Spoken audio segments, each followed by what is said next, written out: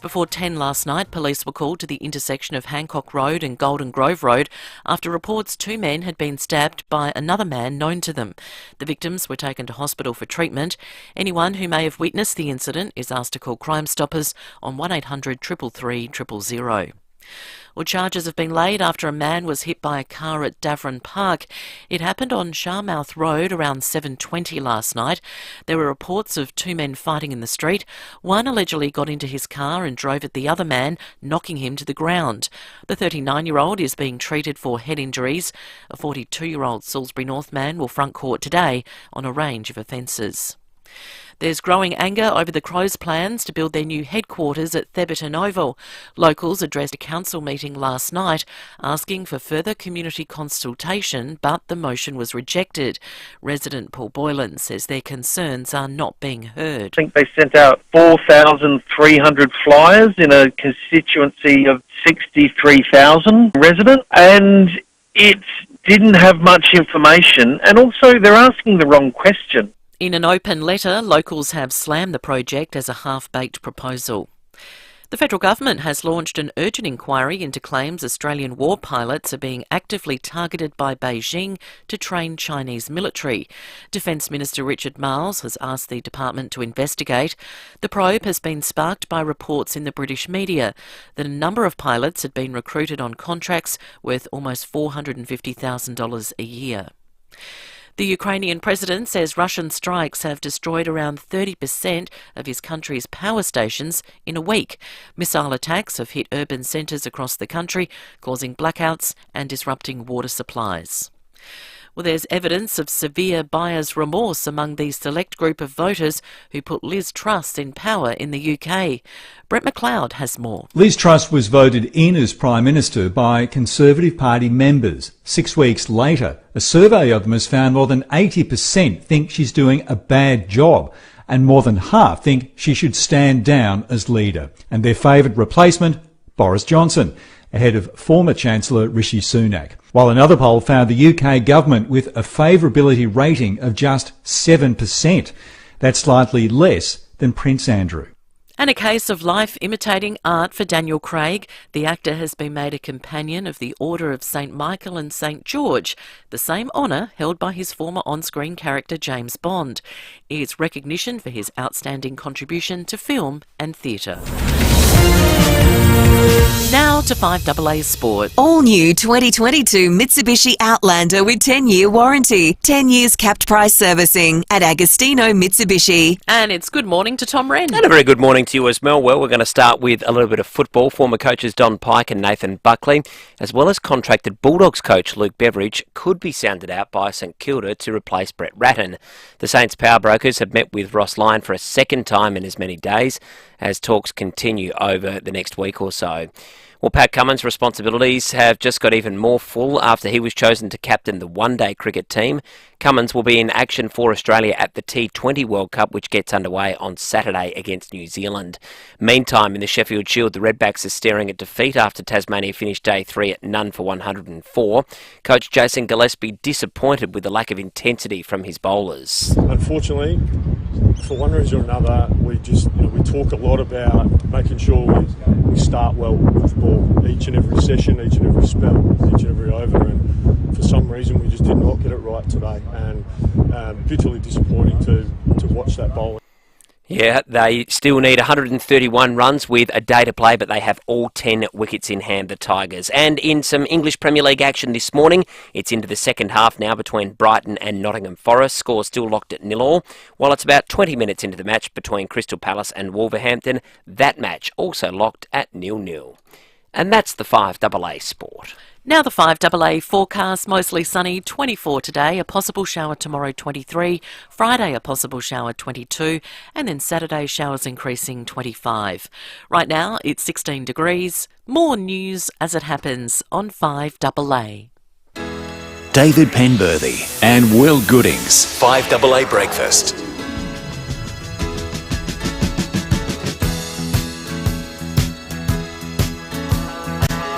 6:05, good morning to you.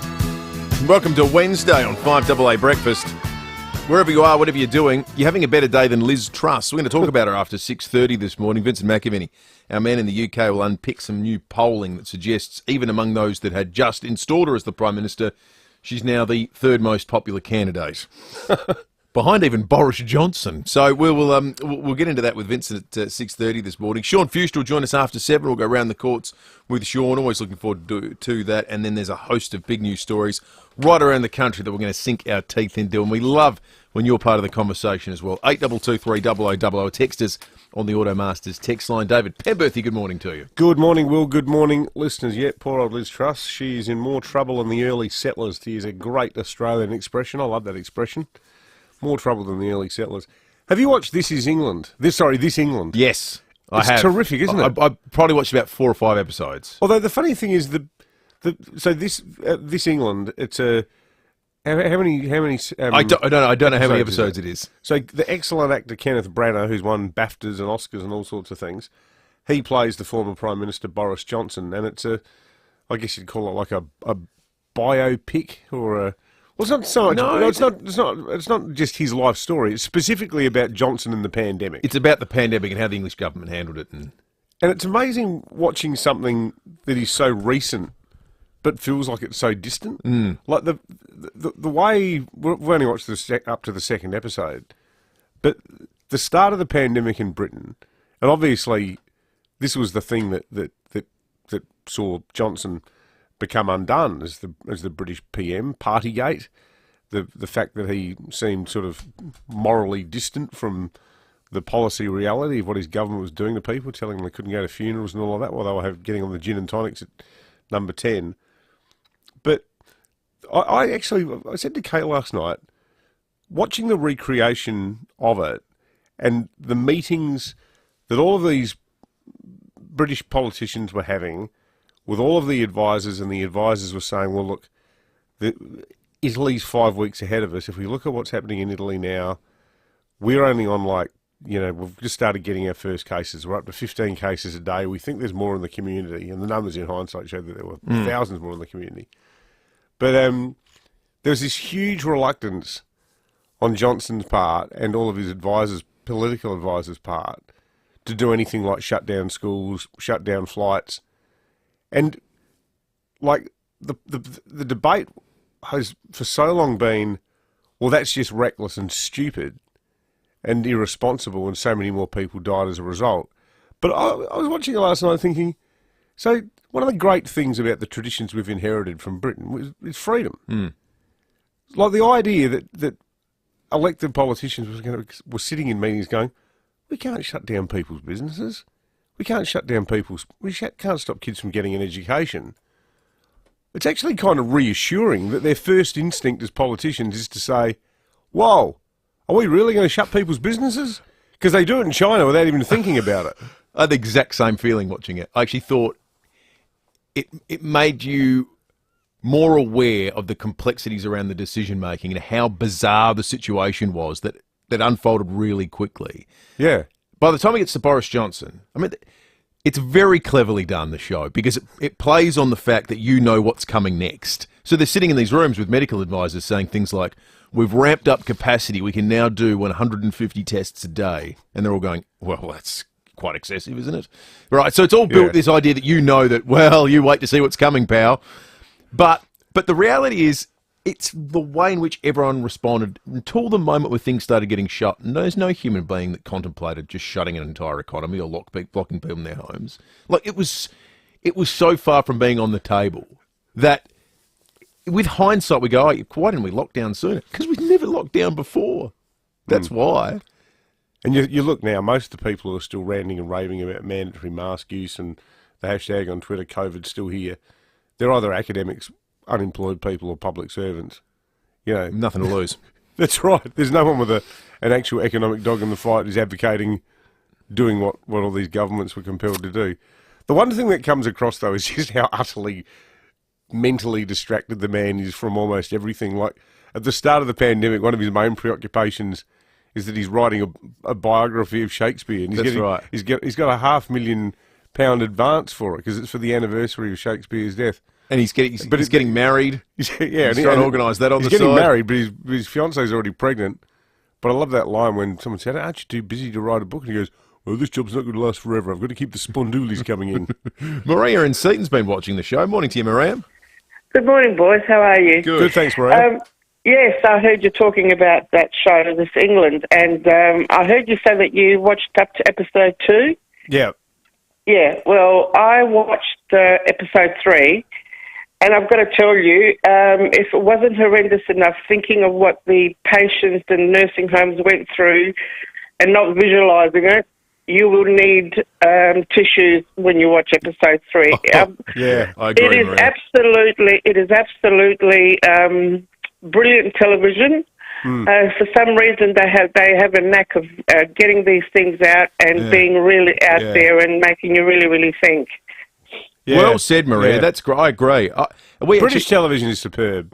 That is heartbreaking. They do this whole episode that's basically inside nursing homes. They become part of the conversation. So what's their life like? And it's these... I don't know how they cast it. My wife and I had a conversation watching it, and it is an absolute tearjerker. Yeah. But we were going, how do they cast this so well? Because every one of the residents felt like a real resident. They might have been. Every one of the carers felt like a real carer. And it was just heartbreaking as these people come into grips with it, and you could see what was going to come, and she's absolutely right. It's powerful television. They do a wonderful job of it. Yeah. No, it's amazing. But you know what? He's now the second most popular candidate to lead the Tory party. I wonder how our listeners... Yeah, stunning. What a comeback! I actually think amongst members he's more popular still than Rishi Sunak. I think he's the most popular return from the YouGov poll that took place overnight. Hey, there has been some change on the pandemic front that I noticed this week, and I wonder if our listeners have noticed them in various other places as well. We went to our obstetrician appointment on Monday. It was the very first time I've seen our obstetrician's face. You're kidding? Very first time. And the Have lovely... you had to wear a mask every time you've seen Darren? Yep. And the lovely nurses and the people that work at the practice have all had to wear masks. And Monday, on what was essentially our last appointment there before we actually have a baby, was the first time we've seen everyone's face. They just changed the rules. Same for you, T. Same for us too. So you guys have had to mask up for We've the had last to mask 9 up months. the whole time. I guess it's been covered by the same rules as a doctor's surgery, but I'm assuming because of the rules that just changed, there's all these little stories that we necessarily haven't spoken about, where now certain medical practices have the capacity to say, well, it's in their hands. They can make the rules themselves. So if they're skittish about it, they can say wear masks. If not, don't worry about it, like the place we go to has. So I wonder if people have noticed it free up a bit, where the last bastions of mask-wearing use. Now, obviously not aged care homes or places like in hospitals. Kim on the Automasters text line texted in saying word on the street is that aged care won't have to wear masks soon. Well, it wouldn't surprise me then. I just wonder if people have noticed it in other places where suddenly you've got to see what people look like. I had the opposite reaction. I went to the dentist about 5 weeks ago, and I walked in and everyone was wearing masks, but they're all wearing disposable masks. And I looked at the counter straight away and went, oh, that's right, masks. But they had this giant container saying, please wear a mask. Because pretty much everyone had forgotten. I know there are certain chemists that still rigorously enforce it. Really? The amount of times I haven't been able to go there because I've pulled up and gone, oh, I don't have a mask anymore. I guess I'll go somewhere else. Go to a more reckless chemist. Yeah, okay. Go to Let It Rip Pharmacy. The real wild west of chemists. The Adam Crichton chain of pharmacies. Can I combine these medications? Well, I don't see why not. Yeah, why not? 14 I mean, what's the worst that can happen? 14 after 6. Callum here. Don't forget, Edwardstown Mazda has stock available for delivery with their 5-day turnaround promise, plus amazing service facilities. All the good stuff without the wait. Edwardstown Mazda. It's gotta be. LMVD 207428. I'm Kathy Nagel, Chief Executive of Western Hospital Henley Beach. Cancer diagnosis is a traumatic and emotional life event, but we are here to help. Western Hospital offers a wide range of cancer services to those in the western suburbs and beyond. We pride ourselves on assisting our community for the past 25 years in the fight against cancer within our friendly chemotherapy unit. Experienced nursing staff are the cornerstone when providing outstanding care. Visit westernhospital.com.au. Who can fix the shower? Service today. Who can fix the power? Service today. Yes, we can, is what we say at Service Today. Every time you see our bright yellow trucks in your area, we're helping out your neighbours. We can help you too. So for the best plumbing, electrical, heating and cooling work, call Service Today 24/7. Can you fix the shower? Yes, we can. Can you fix the power? Yes, we can. Yes, we can, is what we say at Service Today. Call 1300 Service. We love a collab, especially when it's one of the world's biggest names joining forces with a South Australian icon. This could be the most delicious mashup ever. Not one, but two limited edition Krispy Kreme donuts featuring SA's own Farmers Union iced coffee. Yum. So there's a ring donut glazed in delicious Farmers Union iced coffee flavour and icing. And a shell donut filled with Farmers Union iced coffee flavoured cream. Hurry, limited time only. Get yours from Krispy Kreme or an on-the-run store today. Milwaukee M12 Fuel packs heavy-duty power and durability in a subcompact size. M12 Fuel, portable productivity, trade-focused, system-wide. Available at Milwaukee authorised retailers. Milwaukee, nothing but heavy duty. Introducing Nissan Future Value Business Plus, a new fleet finance solution for small to medium businesses offering competitive weekly repayments, including the cost of scheduled servicing for the loan term. Available now on the Nissan Navara SL 4x4 Dual Cab Auto. Plan confidently for the road ahead with Nissan Future Value Business Plus. Visit nissan.com.au/business plus or contact your local Nissan dealer. Approved ABN registered small to medium fleet applicants of Nissan Financial Services. T's and C's and exclusions apply. Kate Collins and Brendan Raglas, the faces you know and the team you can trust. 9 News, made in Adelaide for Adelaide. David Penberthy and Will Goodings, 5AA Breakfast. 17 minutes after 6. News headlines in a moment. But first, Richard in Glenside's called in. What is you, Richard? Hi, guys. Just want to let you know I go to water aerobics at Novita on Belair Road. And when I went Monday, we used to have to wear the mask in the pool while we're doing it, but we don't have to anymore. So it was a big plus. Oh, wow, Richard. Fantastic. I've seen the instructors at my kids' swimming centre wearing those plastic waterproof masks, and they look so uncomfortable. Oh, yeah. But no, the instructor didn't have to wear the mask, and we didn't have to wear the mask in the pool, which is bloody good. Yeah, sensational. Good on you, Richard. Thank you. But where have you spotted mask use suddenly relax? Because the rules have changed as of Monday. A host of places that previously had the mask wearing rule don't. So there's some medical practitioners at water aerobics. You don't have to wear it anymore. What else have you spotted? 8223 0000. Text us on the Automasters text line. News headlines on this Wednesday, the 19th of October. Emergency services were called to Charmouth Road in Davern Park last night after reports of fighting in the street. Police say 2 men were threatening each other with weapons when one of the men got into his car and drove at the other, knocking him to the ground. A 39-year-old man was taken to hospital with non-life-threatening head injuries. A 42-year-old man was arrested to face court today. He's been charged with aggravated acts to endanger life and driving while disqualified.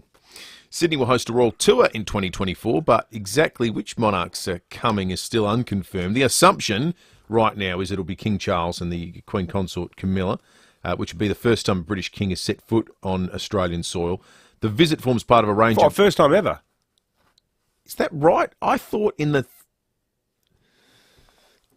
before... Seriously, first time ever. In the 30s, wasn't there a royal... Or hang on... I tell you what, room for a surprise if one of our listeners can solve this one by saying they met the former king. I thought there was a visit in the lead up to the Second World War, but maybe it got cancelled because of the ill health of the king. George. Queen Elizabeth's father. Yeah, George. George the Third, wasn't it? Because Edward he abdicated. Yeah. The brother, her uncle. He had other stuff on the go. Yeah, love on the Edward mind. the Sixth. King George the Sixth, I mean. Because it's Charles the Third. King George the Sixth. We'll check that out. Okay, all right. We'll do some more work on that one. It's hoped more than a 2 metre high, 1.5k long wall of sandbags will protect 190 homes in Echuca from inundation. That is a massive 1k long worth of sandbags. That's crazy. An emergency warning to evacuate remains in place for Echuca and Echuca Village. Thunderstorms and heavy rain are expected to lash Victoria's north this afternoon with falls of up to 50 mils tomorrow. Residents are preparing for the worst. The Adelaide Film Festival kicks off tonight with a documentary about the Angels premiering at Palace Nova East End Cinema, followed by the opening night after party where the band will perform. What about the news this morning that Kate Blanchett is coming to Australia? Yeah, that's coming to Adelaide, no less. That's pretty amazing. I didn't know they'd made a documentary about the Angels. This will be sensational. One of Adelaide's great success stories, Doc Neeson, the late great Doc Neeson. He was, from memory, I'm pretty sure he went to Flinders University and studied drama at Flinders, which is where he got a lot of this sort of, German-inspired sort of Berlin theatrical moves from. Buzz Bidstrup, the drummer, Adelaide bloke, the Brewster brothers as well. After the film festival kicks off tonight, there will be an opening night after party where the band are going to perform. That'll be one hell of a show. The CEO of the film festival, Matt Kesting, says the festival runs until the end of the month. We're presenting 129 films across the festival. AdelaideFilmFestival.org is where tickets are sold, or via our app. There's a wonderful app that you can download, the Adelaide Film Festival app. The family of George Floyd, whose death at the hands of police officers sparked race riots across the US, are suing Kanye West. They're seeking close to $400 million over controversial comments made about his death. During a podcast, the rapper claimed that Mr. Floyd died after taking the drug fentanyl. Poor old Kanye. I mean, he's genuinely unwell. Well, I wonder if that's going to be a defence, in all seriousness. Insanity, yeah. He's not of sound mind. The guy is... Like, there's enough evidence on the record now that he's not well. No, exactly. He was wearing a T-shirt that said "White Lives Matter." Yes, and had a picture of the Pope on one side of it. Like, what's going on there? Now here we go. We've got to the bottom of the fact that no king has ever visited Australia. So King George VI, he was going to visit Australia, but the visit was cancelled because of his declining health, and as such, Elizabeth II became the first reigning monarch of Australia to set foot on Australian soil in 1954. I'm wondering, what year was that, if Lisa's still got it there, King George's planned visit, what year was that, 1938, 37? Something like that, something in that range? You're really making a lot of money this morning, though. Hey, Luce, while you're at it, what's the capital of Paraguay? Research department. It's like a pub quiz night. Research department is working very hard out there at the moment. I can tell you that. It's Asuncion. All right, let's have a look at the weather. 16.4 degrees outside at the moment. Today, a top of 24, and you'll like this, mostly sunny. Oh, mostly sunny. That's not me editing it. The optimists have been rostered on. That's right. The optimists today. are on. Yeah, as opposed to the partly cloudy guy, the mostly cloudy guy. Oh, it's going to be mostly cloudy. Well. Yeah, if it's, I don't know, maybe it's just partly cloudy. Tomorrow... partly cloudy, then it's mostly sunny. Make the most of it today, because tomorrow's going to be a little bit wet again, 23 and up to 2 mils of rain. Friday, 22 and up to 1. So if we get the low end of that, we get 3 really nice days on the way before it rains on Saturday. 3 to 8 mils on Saturday, a max of 25. Sunday, 21. This is the most bizarre weather band range I've ever seen the Bureau predict. Sunday, 21, 1 to 15 mils of rain. So we'll get somewhere between nothing and a downpour. Yep, well, they're going to be right. I've never seen that before. 1 to 15? Come on, have a crack. Monday, 20 up to 1 and 19 on Tuesday and up to a mil of rain then as well. The one I'm most concerned about, 1 p.m. Friday at Wollonga, specifically at the Wollonga Golf Course. It's the one I'm keeping an eye out for. Right now they're saying medium chance of showers, 40%. 40% chance of showers.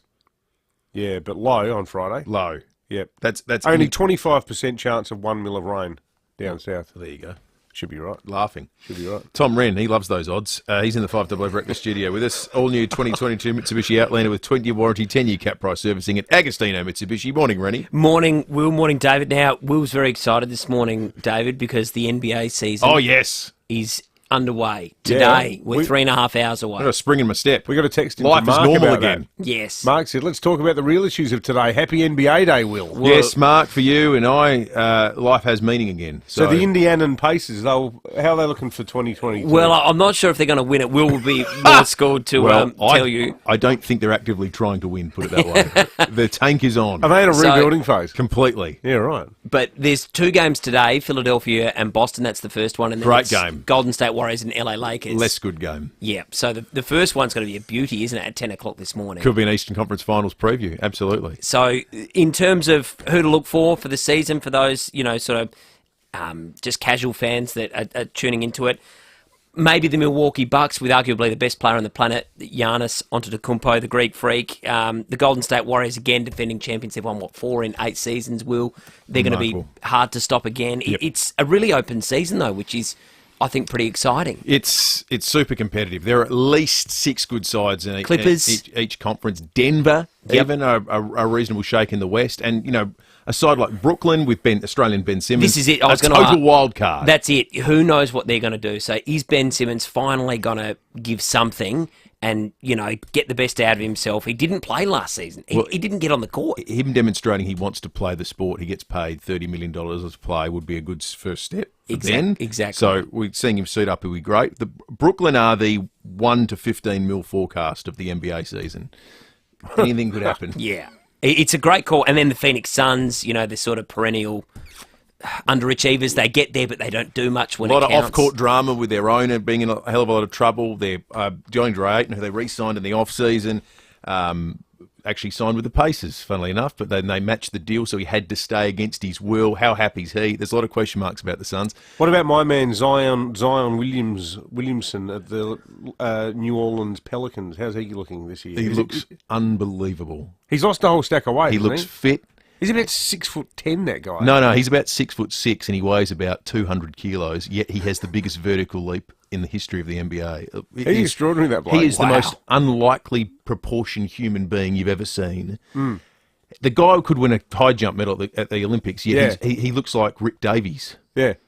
It doesn't make sense. He will be responsible for at least half of the incredible highlights you see this year if he can stay fit. Health's always been an issue, but the Pelicans are going to be good. Yeah, I thought so. My son's a Pelicans fan. All right, Pelicans will be good. So's Will's brother. Yeah, he's a big Pelicans fan. Yep. But anyway, so that's a bit of a preview. So we'll wait to see what happens. I'll go with Milwaukee for what it's worth. I like this that. season. I'm happy with Milwaukee. But got to be a great season nonetheless. Who are you going with? I'm tipping Milwaukee as well, and I think Giannis will win MVP. Yeah, I think revenge season's incoming. Unbelievable player. He's beautiful to watch. Just to tie things up too, Lucy says the capital of Paraguay is Asuncion. Rennie, is there anything you'd like to ask Luce this morning? Well, where do I start? I'll have to think, though. Come up with a really curly question, because she loves them being thrown at her in the midst of her doing her usual job. In real time. Good on you, Reddy. Good on you, boys. 10-year warranty, 10-year cap price servicing, Agostino, Mitsubishi, Nailsworth and Elizabeth. 5AA's Tech Talk with your host, Adelaide Tech Guy Richard Pascoe. Thanks to Harvey Norman Computers. Last month we spoke about the best new laptop of 2022, HP's Envy X360. Well, it just got better. Harvey Norman has added a special new bonus. Not only do you get a 2-for-1 device that has a flip screen to make it more like a tablet, and fast, reliable computing with 16 gig of RAM and a 512 gig solid-state drive. On top of all these incredible specs, you'll also score a bonus $300 Harvey Norman gift card. The perfect excuse to grab some accessories or even treat yourself to a new coffee machine. All yours with a beautifully designed HP Envy, available now at Harvey Norman for only $1,999. Check out this great offer at 5AA.com.au. Thanks to Harvey Norman Computers. For over 38 years, Steinborner has been well worth the trip. With over 400 used cars to choose from, you're sure to find the car you're looking for. Steinborner is your first choice for new Hyundai and Mitsubishi in the Barossa, and your first choice for Ford in Clare. And don't forget, you can always click through the collection of vehicles online at steinborner.com.au. Great local deals on great local cars from your locals. Steinborner Automotive. Still well worth the trip, or well worth the click. Ever since I got a plan on the NBN, I felt more connected to my grandkids. Yeah, me and Granddad have been doing lots of great stuff together online. Like video calling and sharing our photos and dance practice videos. Next, we plan on doing an online dance challenge. Online? Perfect. The whole family can see us dance together. NBN is made for more meaningful connections. NBN, made for more. Your experience may vary depending on factors such as your NBN technology, internet provider, your plan and equipment. At CommBank, we're working hard to keep your hard-earned safe from scams and fraud. But there's also 3 simple steps you can take to stay CommBank safe. Stop. Does a call, email or text seem off? Huh? Check. Ask someone you trust. Do you think this is sus? Reject. Definitely. Delete the text or email, hang up and block the caller. Stop, check, reject every suspicious message. For more information, search CommBank Safe. Listen up. When we take control, we hold the key to ageing in our hands. Live Up is your new healthy ageing guide that can be accessed via phone, iPad or computer. Enjoy free expert advice, personalised support and community connections to help you age your way. Discover more at liveup.org.au. Live Up. Welcome to the upside of ageing. 5AA Breakfast is streaming live right now. To watch, simply head online to 5AA Facebook or search 5AA on YouTube. This is Adelaide's 5AA. Mostly sunny and 24 today with the 6:30 news. I'm Mel Usher. 2 men are in hospital after a double stabbing in the northern suburbs. Police were called to the intersection of Hancock and Golden Grove Roads at Surrey Downs just before 10 last night. It's believed the pair were stabbed by another man known to them. Investigations are continuing. And a man is being treated for head injuries after being hit by a car at Davron Park. The 39-year-old was allegedly knocked to the ground following a fight in the street around 7:20 last night. A 42-year-old Salisbury North man has been charged and will face court today. It's been a nervous night for people in Echuca and Moama on the New South Wales-Victorian border. The Murray River, which separates the two towns, is inching towards the major flood mark. New South Wales State Emergency Service spokeswoman Andrea Cantell says conditions could escalate over the coming days. Mostly we're also asking those communities to not to enter floodwater, to never drive through floodwater, but also to monitor the situation as the low pressure system forecast for this week might mean more rain and renewed river rises. Meantime, the Maribyrnong Council are now visiting all flood-ravaged properties to better understand the impacts of the deluge and what's needed to make them habitable again. Alex Riddell reports from Melbourne. The building and environmental health teams will undertake the assessments accompanied by the Australian Red Cross and Victorian Council of Churches. But residents are reminded to ask for identification when people request to enter their property. As hard rubbish continues to pile up on the streets, neighbouring councils have provided equipment to help with the hard waste collection. While the council says tons of silt and mud have now been cleared from streets, and they've asked consultants to undertake precautionary soil and water testing along the Maribyrnong riverbank. The relief centre at the Maribyrnong Community Centre remains open between 9 a.m. and 5 p.m. Staff there can help with applications for government support payments. The Defence Department is investigating reports Australian and British war pilots are being headhunted to train Chinese armed forces.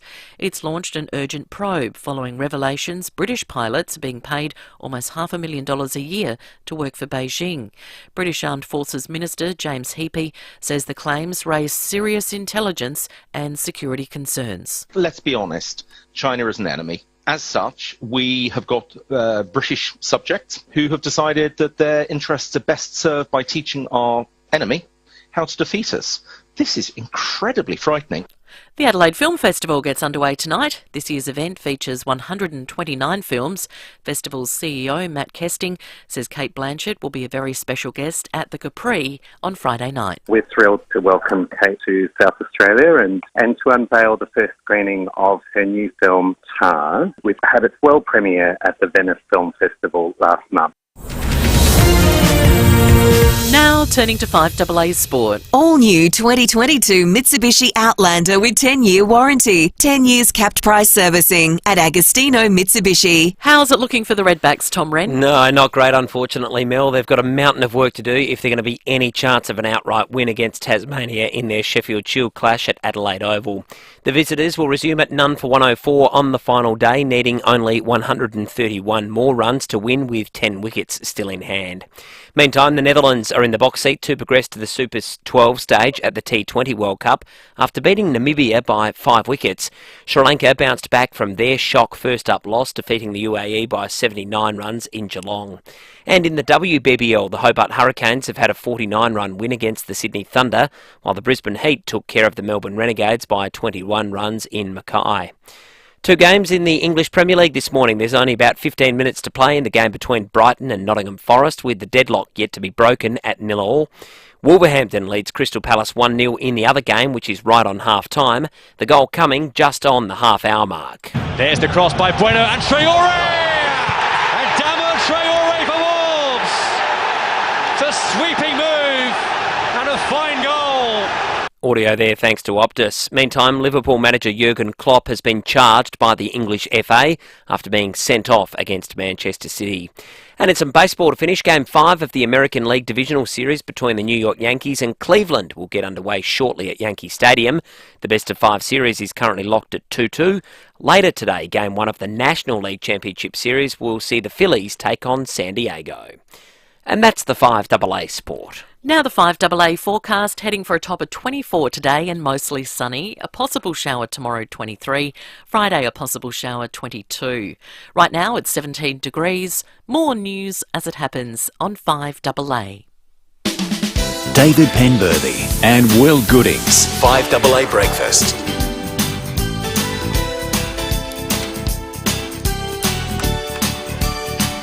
Twenty-four minutes to 7. Police and weather coming up very shortly. We're going around the courts with Sean Fuster after 7:30 today.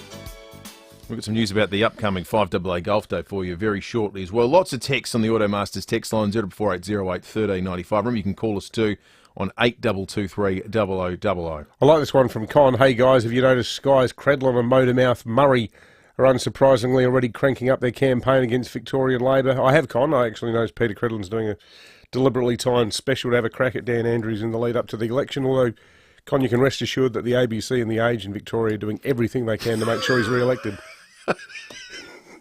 It's the circle of life, isn't it? It is. Other media outlets choose to get involved in that kind of malarkey. We don't, Will. We're equal opportunity vilifiers here on FIVEAA. It's the delicate balance of political coverage. It's like the Serengeti, right, isn't it? It is. You know, everything has its place. Yeah, exactly. We're just doing our bit here in the provinces. It doesn't seem like there's anyone right now in the UK that's not having fun at the expense of Liz Truss. There's a YouGov poll that's come out overnight that's actually polling Conservative Party members that says the majority of the 530 members surveyed believe that she should resign, some 55%. Approximately 38% say they wanted to stay in the post, so fewer than 2 in 5. Those that want her replaced responded this way in terms of who should fill the top job. 23% said her leadership adversary, Rishi Sunak. 23% for Rishi Sunak. 32% for Boris Johnson. Let's party. I can't wait to hear what Vincent Magavini makes of all this, our wonderful UK correspondent. Vincent, good morning to you. Good morning. Vincent, it does seem to be a fairly acute and spectacular case of buyer's remorse. All these party members who voted are in and now going, what were we thinking? Yeah, quite something. I mean, I've talked to you guys for, I think, 6 years or so now, and every week sort of come on and talk about the slow and painful decline of the UK's stature around the world. It is 6 weeks since Liz Truss got into office, and it doesn't feel like she's got another 6 weeks in her, to be honest. I think she'll be gone by the first window that we open of the Advent calendar, because she effectively ran on a policy which she was told by Rishi Sunak and leading economists and leading financial institutions was simply economically a fairy tale. But it was this very much puritanical belief that she had that was molded from the kind of extreme right wing of her party, of basically trying to turn the UK into an amalgamation of the kind of US and Singapore of low taxes, no regulation, free market rampage. And she basically ran on that platform, implemented it hand in glove with her chancellor, and then stepped back and watched it absolutely pummel the pound, almost take down our pension industry, cause severe damage to the UK's reputation because there were just billions of pounds of uncosted tax cuts with spending. and it had led to real pain for people here. It was already going to be a difficult enough winter with the energy crisis, with the cost of living crisis, but everyone's mortgages now are skyrocketing, and it's also affecting those in the rental sector as well. So Liz Truss has done everything possible, really, to make things more difficult. And yes, on Friday, she junked her Chancellor, even though he implemented fully the plan that she wanted. She now has replaced him with Jeremy Hunt, who's someone who twice ran to be the leader of the Conservative Party. He ran against Boris Johnson back in 2019.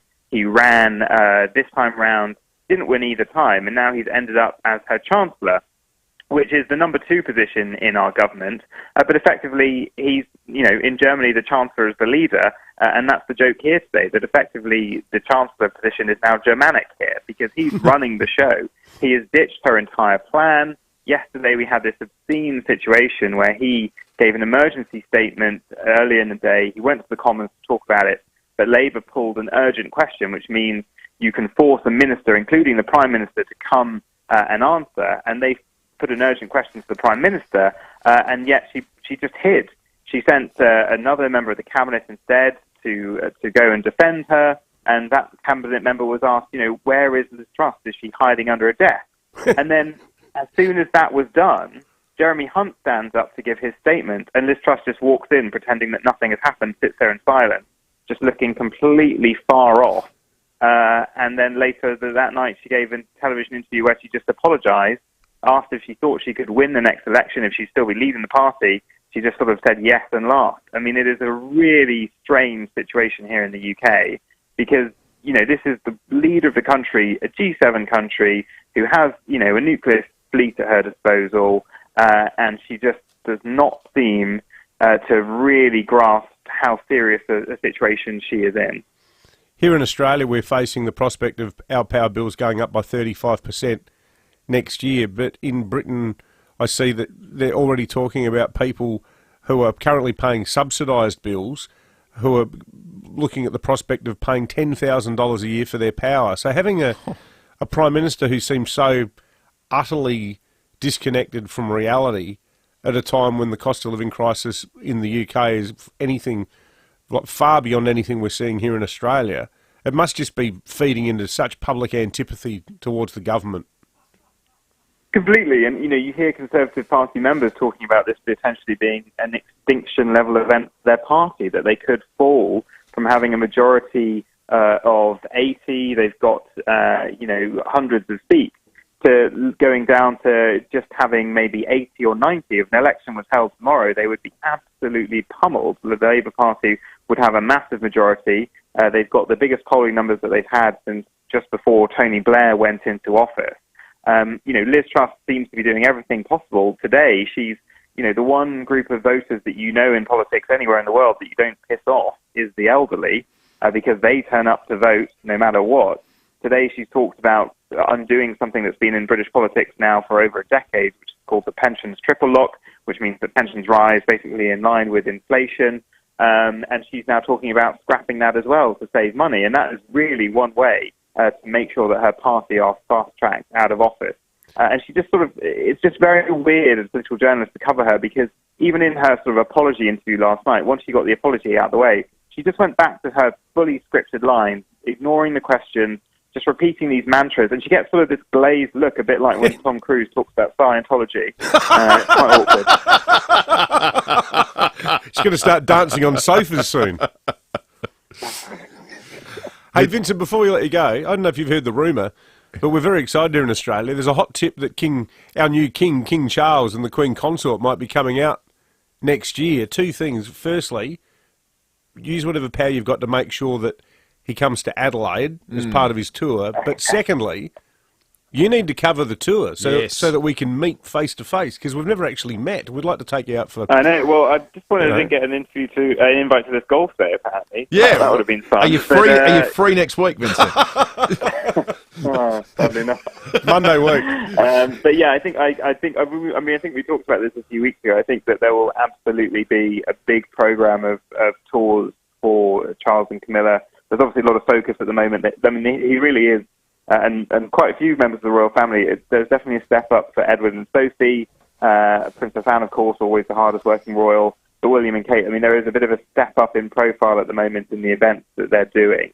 And the focus is obviously, of course, on the coronation, which we now know is May the 6th. But I think we will see Charles and Camilla, they are in their sort of 70s, normally the age that most people are winding down. But I think they've probably got, about 15, 20 years or so when they can go on those long-haul flights, when they can go around.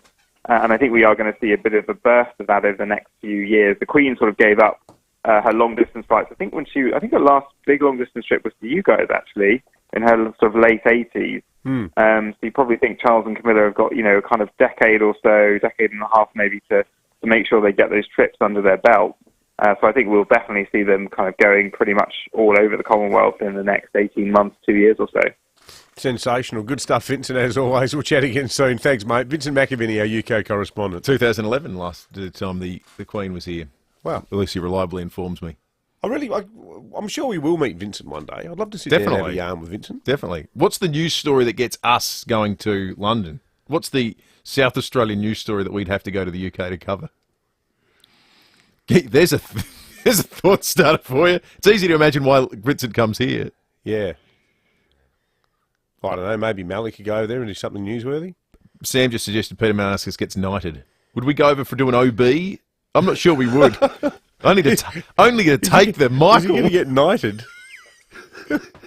Could we sell broadcasting for 3 hours a day just to take the absolute what out of him? I think that'd be terrific. Yeah, maybe we could. That's a good suggestion. Maybe other people have got some ideas.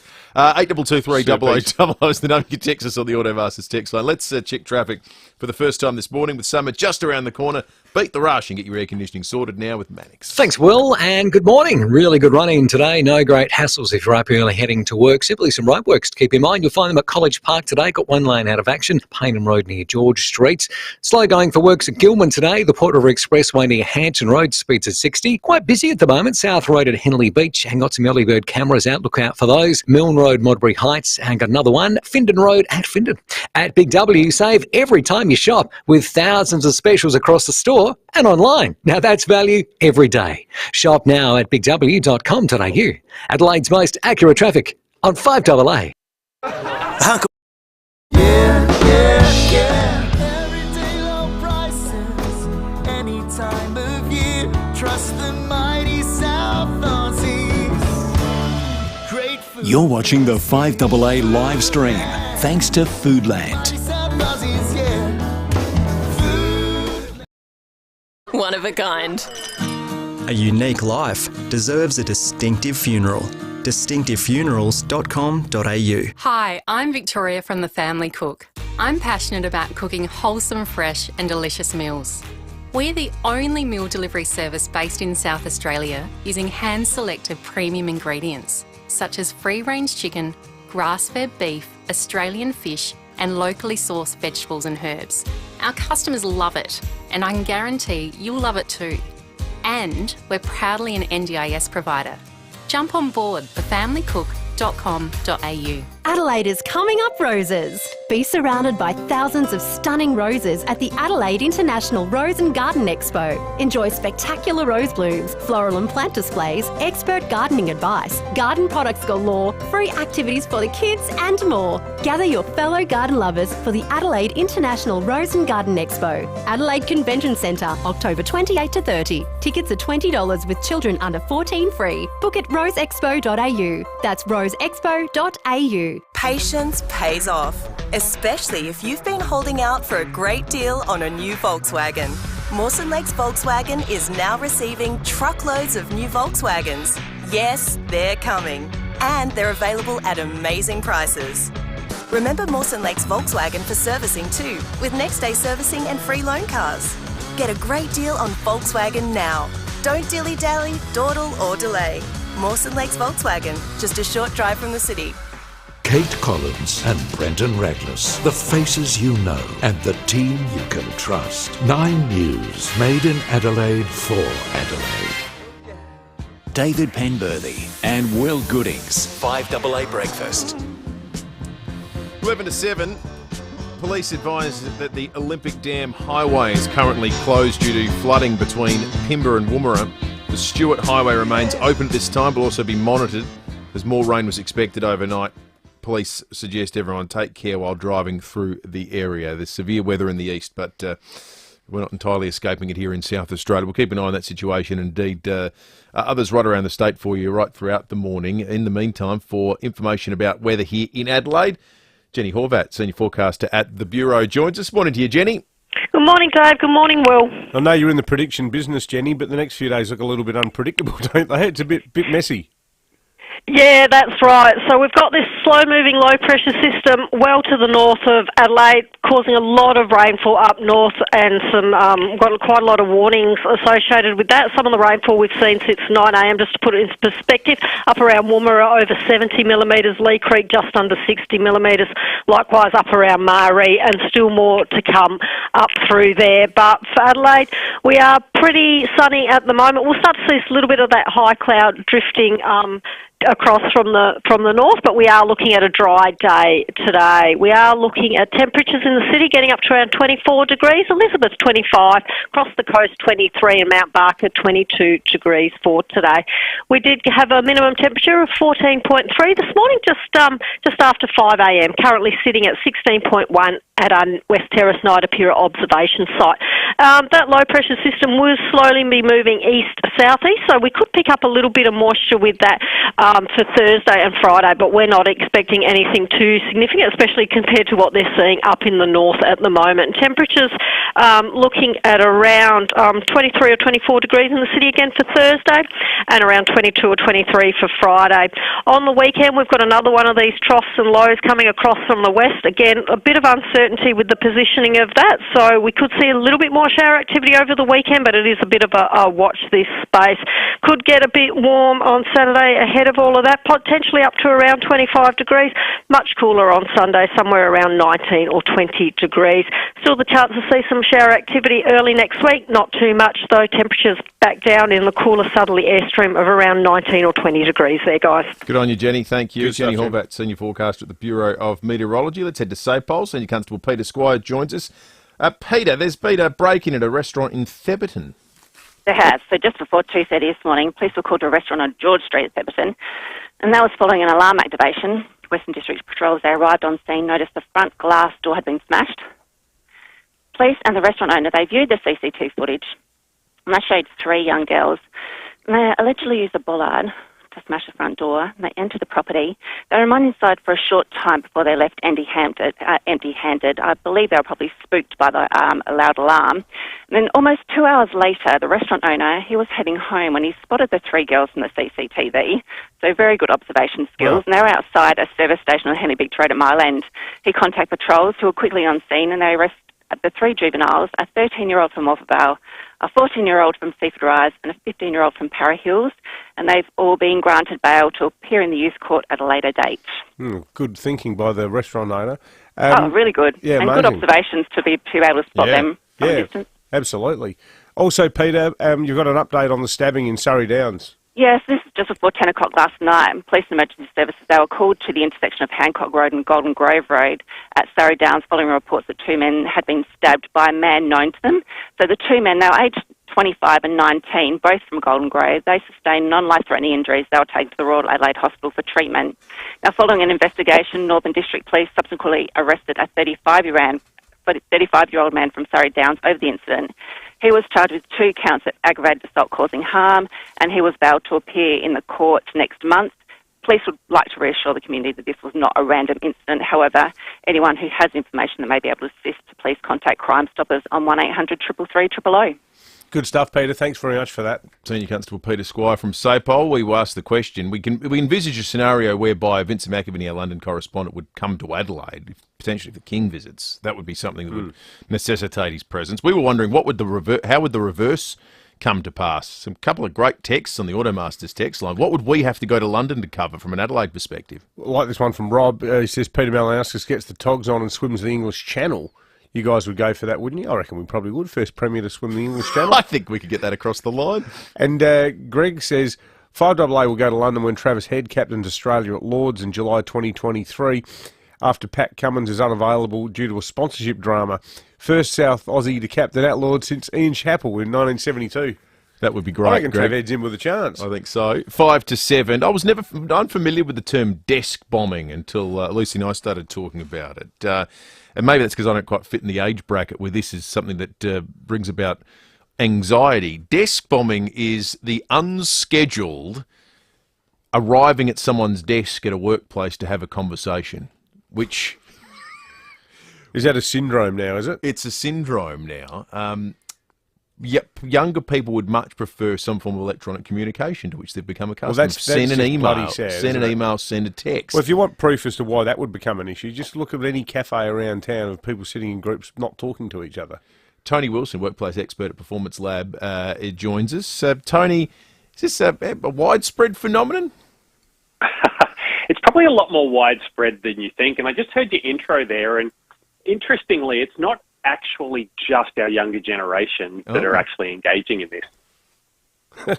So what has everybody become completely sort of mentally fragile now and presumes that when you go into the office that you're going to sit there doing whatever you like without any intervention from the boss or anyone like that?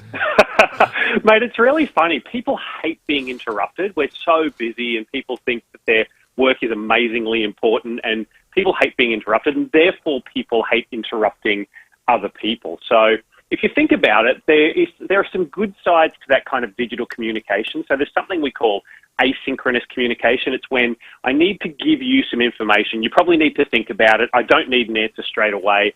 That's probably a good point to use something like email. But what's happened is that's just permeated everything, and now everyone just wants to communicate via those channels. Don't you think, though, that the manner in which we communicate digitally has actually made us worse people? I mean, you think about the constantly passive-aggressive nature of work emailing, you know. If you get an email that says, and you get it an hour after the first one, you get an email that says, just in relation to my previous email, decoded that means, hey, asshole, I emailed you an hour ago and you haven't replied.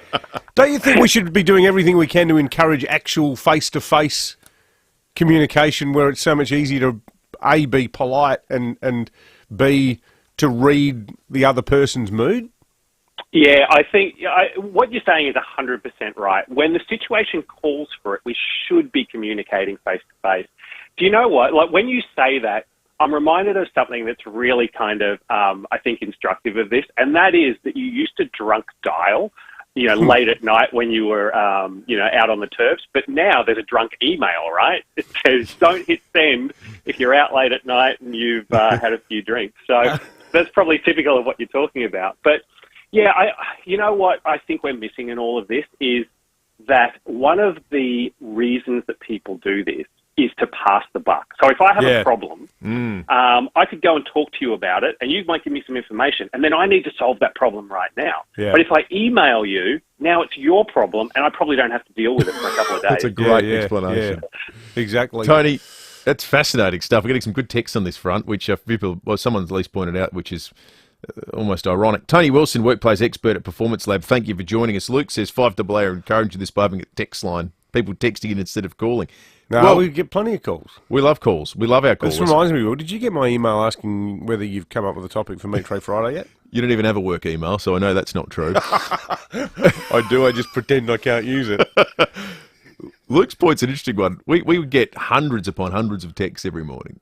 That's become the predominant way that people interact. Well, part of it, though, is just time and the ease of doing it. Yes. People have got our mobile number saved. I mean, people like, Sue and Christie's Beach and Tessa. Like, flick a quick text, takes you 3 seconds. Ping, yeah.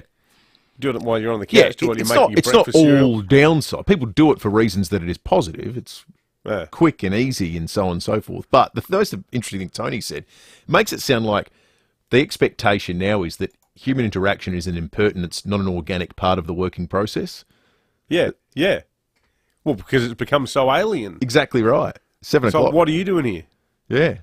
Do you reckon maybe we could just text each other and that could be the program in the future? Why not? phoned it in. 5AA News is coming up. Back with more shortly. Hi Calvin, it's Michael from Automasters here. I've just got your car on the hoist and I just wanted to show you. Now you can see what we see. The engine oil is very low. I'll just show you that now. Autocam. This is your cabin filter. As you can see, a fair bit of dust and dirt. Real-time video sent direct to you from your Automasters technician. You can see the outside of the throttle body's nice and clean. The inside here. See any issue firsthand. How good?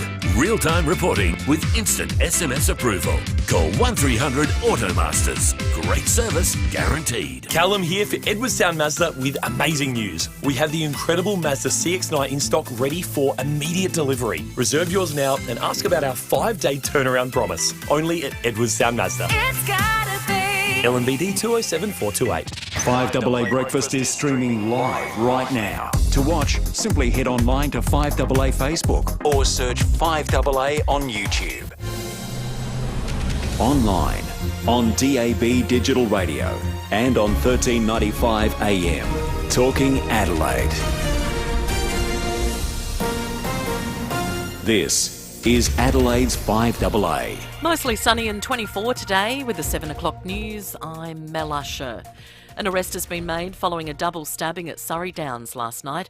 Just before 10, police were called to the intersection of Hancock and Golden Grove roads after reports that 2 men had been stabbed by another man known to them. The victims, aged 19 and 25, have non-life-threatening injuries and were taken to hospital for treatment. Senior Constable Peter Squire says charges have now been laid. Following an investigation, Northern District Police subsequently arrested a 35-year-old man from Surrey Downs over the incident. He was charged with 2 counts of aggravated assault causing harm, and he was bailed to appear in the court next month. Police would like to reassure the community that this was not a random incident. A bollard has been used to smash the glass door of a restaurant at Theberton. It happened on George Street just before 2:30 this morning. 3 girls aged 13, 14 and 15 were arrested a couple of hours later at Mile End. All 3 have been granted bail and will appear in the youth court in December. Western Suburbs residents say their concerns about the Crows' plans to take over Theberton Oval are still not being heard. In an open letter, locals have slammed the project as a half-baked proposal. Issues surrounding the lack of community consultation were raised by residents at a council meeting last night. But local Paul Boylan says little progress was made. We asked for them to consider a motion, which was basically just to extend the current consultation period from 4 weeks, just extend it longer and in more languages, but they chose not to pass that motion. British politics remains in the spotlight. The majority of Conservative Party members want Liz Truss to resign, just 6 weeks after voting her in as Prime Minister. A new poll has found former leader Boris Johnson tops the list of the preferred people to replace her. The YouGov poll of Tory members found 55% would now vote for Rishi Sunak, who lost out to Miss Truss if they were able to vote again. The power has gone out in more than 1,000 Ukrainian towns and cities after Russia launched military action against the country's energy system. Jonathan Kersley reports. Ukraine's President Volodymyr Zelensky says 30% of the country's power stations have been destroyed in a week. Russia's defense ministry has admitted launching strikes on the grid. More than 1,100 Ukrainian towns and cities have been plunged into darkness. In the United States, US Defense Secretary Lloyd Austin has been meeting allies and counterparts as the Biden administration weighs up yet more military support. And in the US, the mother of George Floyd's daughter has filed a $250 million lawsuit against Kanye West. It follows the rapper's recent comments about Floyd's death in 2020. West said he died after taking fentanyl and that former police officer Derek Chauvin's knee wasn't even on his neck. Now turning to 5AA Sport. 10-year warranty and 10-year capped price servicing at Agostino Mitsubishi, Nailsworth and Elizabeth. And it's over to Tom Wren. Thank you, Mel. More list changes in the AFL with former Port Adelaide defender Jared Leonard let go by St Kilda. South Aussie Caleb Poulter has also been delisted by Collingwood. Meantime, North Melbourne's General Manager of Football, Todd Viney, says he's been in regular contact with incoming coach Alistair Clarkson through the off-season, discussing the list during the trade period. It's unclear when Clarkson will officially start at Arden Street following racism allegations from his time at Hawthorn. Viney says the Roos will soon announce assistant coaches to support Clarkson. We will look at some other development coaches. We're in contact with a couple at the moment that hopefully in the not too distant future we can announce who they are, but we think we'd like to get a little bit more help in that development space. Meantime, St Kilda power brokers have met with Ross Lyon for a second time in as many days, with talks to continue over the next week as the Saints look to appoint a new coach. Well, it's full time in the English Premier League match between Brighton and Nottingham Forest, with the match finishing in a 0-0 draw. Meantime, Wolverhampton is currently locked now at 1-1 against Crystal Palace, with Palace finding an equaliser just after half-time. There's about half hour to play. South Australia is staring at a heavy defeat with a day to play in its Shield clash against Tasmania at Adelaide Oval. The visitors needing only 131 runs on the final day, with 10 wickets still in hand. Meantime, wins for Sri Lanka and the Netherlands at the T20 World Cup. To tennis, and Alex de Minaur is through to the round of 16 after the Aussie had a comfortable straight sets win against Benjamin Bonzi. Champion jockey James McDonald will attempt to keep his unbeaten Geelong Cup record intact when he partners with the Chris Waller-trained Surefire in today's race. And the NBA season kicks off today as Aussie Paddy Mills will look to help the Brooklyn Nets in what will be his 14th season in the league. And that's the 5AA Sport. Now checking 5AA traffic. At Aberfoyle Park, look out for a gas leak today. Hub Drive near Sandpiper Crescent. We've got works this morning at College Park. Good lane out of action there. Paynham Road near George Street. While we're slow going at the moment at Gilman for works. Putter Expressway near the Hanson Ramp. Speeds at 60. Quite busy right now. South Road at Henley Beach. And keep an eye out for cameras. Seaview Road, Henley Beach. And Woodford Road at Elizabeth North. At Ampol Foodery, every stop is covered. There are food-to-go stops, coffee, milk and bread stops. When you need to keep moving, Ampol Foodery is worth a stop. Ampol, Australia's own. Adelaide's most accurate traffic on 5AA. The 5AA forecast, mostly sunny today, 24, a possible shower tomorrow, 23, Friday a possible shower, 22. Right now it's 16 degrees. More news as it happens on 5AA. 5AA's Tech Talk with your host, Adelaide Tech Guy Richard Pascoe. Thanks to Harvey Norman Computers. Last month we spoke about the best new laptop of 2022, HP's Envy X360. Well, it just got better. Harvey Norman has added a special new bonus. Not only do you get a 2-for-1 device that has a flip screen to make it more like a tablet, and fast, reliable computing with 16 gig of RAM and a 512 gig solid-state drive. On top of all these incredible specs, you'll also score a bonus $300 Harvey Norman gift card. The perfect excuse to grab some accessories or even treat yourself to a new coffee machine.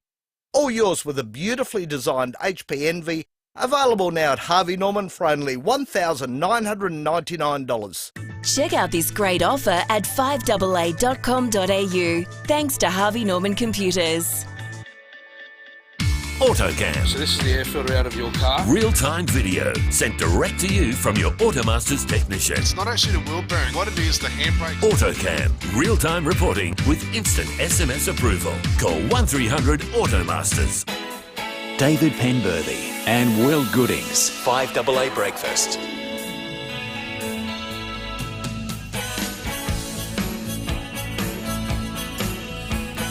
8 minutes after 7. Good morning to you if you're joining us for the very first time on this, the Wednesday 19th of October. What a beautiful morning we've got outside at the moment, ahead of what is going to be a mostly sunny and really lovely Adelaide day. That information courtesy of the Bureau, as they now like to be called. What is that story? Well, we'll get to that in a moment. I was going to tease it a little bit, but we've got to update our language. Are they the FBI now, the Weather Bureau? Well, I wonder what else they're doing. I'm not sure what's within their remit now. It's the weather and... They've been overtaken by J. Edgar Hoover. Cross-border criminal investigation on the side. Yeah, that's right. So, Brett, what's the latest on that meth trafficking story? Yeah, exactly. Who knows? Maybe that's coming up. We'll talk about that, though, but they have changed their name, or at very least how they prefer to be referred to. But the most shocking story in Australia, and I think the UK today, albeit maybe in the UK it's up against some pretty stiff competition from Liz Truss's trials at the moment, but it's a story in both countries, and it's on the front page of the Tiser this morning. The Defence Department has launched an investigation that claims Beijing is actively headhunting Australian and British war pilots to train Chinese armed forces. Now, here in Australia, the Defence Minister has said there'll be an investigation. The UK government has said they're going to change the law. It stuns me that it's not already illegal to be trained as a pilot in one country, someone with intimate knowledge of our Defence Force platforms who can then be paid to go and teach people in another country potentially how to fight us and defeat us. But that's precisely what's going on. British and Australian pilots being recruited on contracts worth somewhere in the order of 448,000 Australian dollars per year. There are 30 pilots that between the two countries, not sure what the makeup of that is between Australian and British former pilots, but 30 former pilots have taken advantage of the offers to teach Western flying tactics. Here's Francis Tousa, a defence analyst, speaking to Sky in the UK. Let's be honest, China is an enemy. As such, we have got British subjects who have decided that their interests are best served by teaching our enemy how to defeat us. This is incredibly frightening. It's just sick what some people will do for a quid. And, I mean, in a moral sense, this is a significant step above, say, being a professional golfer who decides to join the Saudi-backed Live Tour. And how much of those guys' names been dragged through the mud? Oh, that's been a huge story for about 2 months now. Like, what these people are doing, it's a form of theft that jeopardises our own safety. It jeopardises our national security. Now, if you managed to find a whole bunch of secret Defence Department documents that had every single detail about our Air Force, and you just stole them out of the filing cabinet in Canberra and sent them to the Chinese embassy, and you got caught, that would be treason. Completely. Well, why isn't this treason? Like, because it's above board. So they're getting paid $445,000 to do it. You know, it's a total national betrayal, and I think that the fact that we don't already have a law to prevent people from, I mean, maybe it's like they're not. China's not. I know that chap we just played in the audio said China is our enemy. Well, it's not in a technical sense because we're not at war with China. We're not. I mean, we're in the middle of a trade war with China. We're in the middle of a rhetorical war about the South China Sea and about Taiwan and democracy and the Uyghurs and every other single part of their belligerence, which they get very precious about if anybody dare point it out. But we're not actually at war with them. So maybe there's a broader sort of issue about mercenary type behaviour. I would have thought if it's within our current pre-existing alliance structure, like it's AUKUS, you're off to work in the US or with the UK, that's one thing. But I think someone who we don't enjoy some kind of defence arrangement like that with should completely be illegal. It blows my mind that it's not. And think about it, just forget the war fighting element of this. Think about it in terms of protecting an investment of huge amounts of money of Australian taxpayer dollars. So we spend $100 billion on nuclear submarines, or probably more. And then 10 years down the track, someone who's been a part of that procurement process and working on those submarines goes and works for our most likely major state adversary to say this is how it all works. Yeah. So totally. forget the war part of this, which is gross. But protecting the asset that taxpayers are spending all this money on. Because it's wholly publicly funded. Completely publicly funded. So it's a form absolutely of theft. Shocking. Shocking story. I know they'll live with themselves, these guys. It is just remarkable. Let's to lighter things and getting people to this country rather than fighting against it. Australia is bringing back a favourite as part of its newest tourism campaign. And she said, "Do you come from a land down under?" It's a real throwback campaign because they're bringing back the "Come and Say G'day" line that was first used in 1984. There's no Paul Hogan, Lara Bingle or Chris Hemsworth, though. A computer-generated kangaroo called Ruby's the star of the ad campaign, along with a unicorn Louie, voiced by Will Arnett from Arrested Development, who's a very funny American comedian. They go to the Sydney Opera House. They come to Kangaroo Island here in South Australia. They Cottesloe Beach in Perth, Uluru. You know, you could probably list the sorts of favourites. It's going to be played in 15 key markets, representing 80% of inbound business to Australia. I think it's excellent, and I think it's a good example of the old "keep it simple, stupid" maxim. For too long, we've seen these sort of artsy sort of campaigns when the reality is, I mean, this mate of mine, Axel Mora Rodriguez, Mexican dude, lived with my mum and dad in Mitchell Park for 6 months back in 1989. We've stayed in touch. He was a Rotary Exchange student. Now, Axel came to Australia about 2 months ago with his wife and kids. We hadn't seen each other for more than 30 years. Wow. And they came around to our house for dinner. But in the 3 weeks prior to that, he brought his family to Australia and he wanted to show them the Great Barrier Reef He wanted to show them the Sydney Opera House, Taronga Zoo. They did bridge climb. They went to Kangaroo Island for 3 days as well. And they spent the rest of the time in Adelaide visiting their Australian family. I think they went to Melbourne for a couple of days. Now, people overseas, it's like us as Australians. You want to go to the States, you want to go to New York, you want to see the Empire State Building, the Chrysler Building, the Statue of Liberty.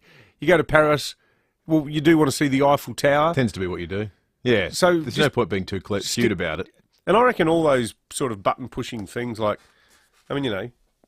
Jim Carrey and Dumb and Dumber. G'day, mate. Yeah. These are the entry points for people to be curious about our country. And the fact that it's decades since Hogs did the ad, well, there's always a new generation coming along that hasn't been to Australia. So you use those draw cards to get them here. The Weather Bureau are no longer the Weather Bureau. If you say that, you get a slap on the wrist from someone. I'm not sure who, but they get upset. Likewise, you can't call them the bomb any longer. They have sent out some advice to media outlets saying no longer are they the bomb or the Weather Bureau. Instead, this is what the Bureau of Meteorology would prefer to be called. 1, the Bureau of Meteorology. 2, the Bureau. The Bureau. What, so we can't call them the Weather Bureau? No. Just the Bureau. The Bureau. They've actually changed their Twitter handles. Well, no, I think they've tried, haven't they? The actual handle they can't try, and I'll tell you why in a moment. Because it's bomb.gov.au, isn't it? Yeah. This is what they say in their statement. This is a classic case of taking yourself somewhat too seriously. With an ever-increasing number of severe weather events, it's more crucial... This is the Bureau speaking. It's more crucial than ever that the Bureau of Meteorology's insights, wisdom and data information is shared, understood and acted upon. To support the need, the Bureau of Meteorology asks that media outlets update editorial style to ensure reference to the organisation and its full name, the Bureau of Meteorology, or the Bureau for short, and not BOM or what the Weather difference Bureau. Does it make? I don't know. But here's the thing. They've paid $70,000 for this makeover. They've announced it in the middle of a 1 in 1,000 years flooding event that's happening in some parts of the country at the moment. Day jobs. 70 grand. This is the sort of doing artist impressions of what proposed developments in Adelaide are going to look like, and rebranding campaigns. This is easy money for people where you can latch on to some publicly funded entity. Especially when they call what have you come up with? The Bureau. Remember how the ATO used to have that brutalist logo that looked like it had been carved out of rock? A few years ago, they decided to pay consultants. I think they paid them about $100,000 to do this rebranding exercise. And they decided that they needed to sort of come up with a more classic image for the Australian Taxation Office so that it looked a little bit less intimidating. You know what it was? The new logo for the ATO and the new branding that it used in its name, it was 24-point Times New Roman, and it said Australian Taxation Office. Now, how many meetings do they need to have, and how many consultants do they need to pay a huge amount of coin before they came up with something you could have done on a 1992 Apple Mac Plus? It's just extraordinary. They've run into a little bit of problem by virtue of not understanding how the modern world works, the Bureau, because they put out this release before they registered their new Twitter handles. So a Twitter user called Keelan has now got the handle @thebureau_New South Wales. There's another one that's run by someone who's got @thebureau_Vic. Both of them now saying they would expect large amounts of money to be paid to them if they were to give up the handle. Rookie mistake, said Keelan. Announced what they were changing their handle to before they actually did it. Yeah, you could say that again. The Bureau from now on. 18 minutes after 7, 8223 is our number. You can text us on the Automasters text line. A lot of texts about this Chinese pilot training program that's targeting ex-Australian and British pilots. We'll get to some of those in a moment. First, traffic. With summer just around the corner, beat the rush and get your air conditioning sorted now with Mannix. Thanks, Will. At Wingfield, we've got a crash. Francis Road near Hanson Road. Fair bit of debris on the road at the moment, so take it easy if you're heading that way. Manopari, you'll find a car on FIVEAA. Demani Road near Coventry Road. While at Aberfoyle Park, we've got a gas leak slowing things up. Hub Drive Drive near Sandpiper Crescent. Busy right now, South Road as you're driving through Mile End, with cameras Military Road, West Beach, and One Tree Hill Road at Golden Grove. When you cover things up, they last longer. The same goes for you. Be SunSmart. Save your skin. Download the SunSmart app today and protect yourself in 5 ways. Adelaide's most accurate traffic on 5AA. The next generation of mighty South Aussies have spoken. Equal rights for everyone. Oceans without junk in them. No nasty chemicals in things. Search Sustainable 7 to hear more about what the future's got in store for Foodland. Infrastructure, and there's got to be a very gentle and light touch. 9 till 12 weekdays. But we're also spending $10 billion worth of taxpayers' money to build tunnels. We've got to make sure we get it right. SSA as Leon Biner.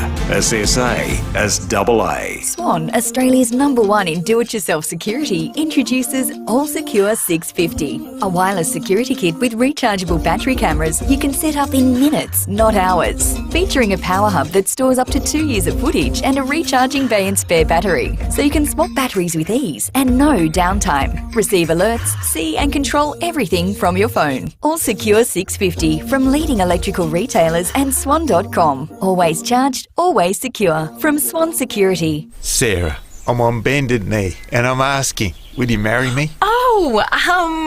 Can I get back to you? Don't you hate waiting for things? Well, at Bob Burns Blinds, you won't have to. We can have your new roller blinds measured and installed in just 10 days. We make our blinds right here in Adelaide, not interstate, so there's no delay. You'll love the quality too. Do it. Say yes to Bob Burns Blinds and have them installed in 10 days or less. That's a promise. bobburnsblinds.com.au.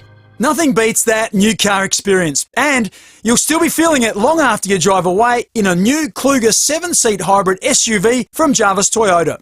With all-wheel drive hybrid power and intelligent safety technology, the Kluger is where freedom meets family. And Jarvis have stock ready for immediate delivery. Rediscover the road in the all-new Toyota Kluger hybrid at Jarvis Toyota, South Road, Clavelli Park, proudly celebrating 21 years of great deals. So you've got a will. That's good. But do you know where it is? Or when it was updated last? Have your circumstances changed? An old or poorly thought out will can leave problems for your family and those you love. And it can be expensive to sort out. Don't let that be your legacy. From the simplest to the most complex wills and estate plans, you can trust Donlan Lawyers to help carry out your wishes. Wills and estate planning? Visit donlanlawyers.com. If you want to build a new home, something that reflects you and your lifestyle, then you really need to speak with Beechwood Homes. And just so you know, they won't try and sell you a house plan. In fact, there's no house plans until you tell them what you want. So go for it. Start thinking of all the possibilities or get in touch with Beechwood Homes for a few thought starters. Life's good. It's even better in a Beechwood home. Google Beechwood Adelaide. Kate Collins and Brendan Raglas, the faces you know and the team you can trust. 9 News, made in Adelaide for Adelaide. David Penberthy and Will Goodings, 5AA Breakfast.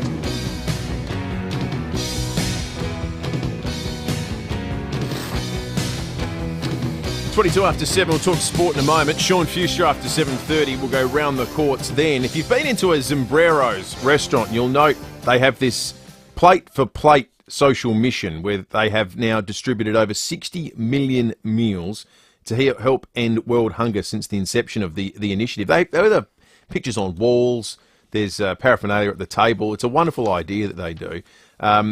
They've done up to 430,000 meals in a day as well. Rowan Gerard is the development manager of Zambrero's in South Australia. You must be delighted, Rowan, with how well this initiative has gone. Oh, look, absolutely. It's amazing to be involved with it, and it's a real core part of our brand. So how does it work, Rowan? So what? Every time I go in a Zambrero and buy one of your excellent burritos, it's basically my meal turns into a meal for somebody else, somebody in a country like East Timor, which is beset by malnutrition. Is it just East Timor, or is the focus beyond East Timor? Oh, it goes well beyond that. So any bowl or burrito purchased in a Zambrero restaurant will contribute a meal through this program. Our key partners like Rise Against Hunger, they do projects all over the world with distributing these meals. And the meals that we're going to pack today are the meals that get packed around the world by volunteers and get to go to these countries to help out. Are you guys only in Australia, or are you a global brand as well? I know we began in Australia, but now we're also in New Zealand, Ireland, USA, UK. So we're growing around the world. I knew that you started here. I didn't know you had any outlets in the US. And given the high penetration of Mexican food in the States, it's pretty wild that an Australian created business has managed to get a foothold there. Yes, I mean, it's been a little bit difficult in recent years with COVID and everything, but we are opening restaurants in the USA and quite successfully, I believe.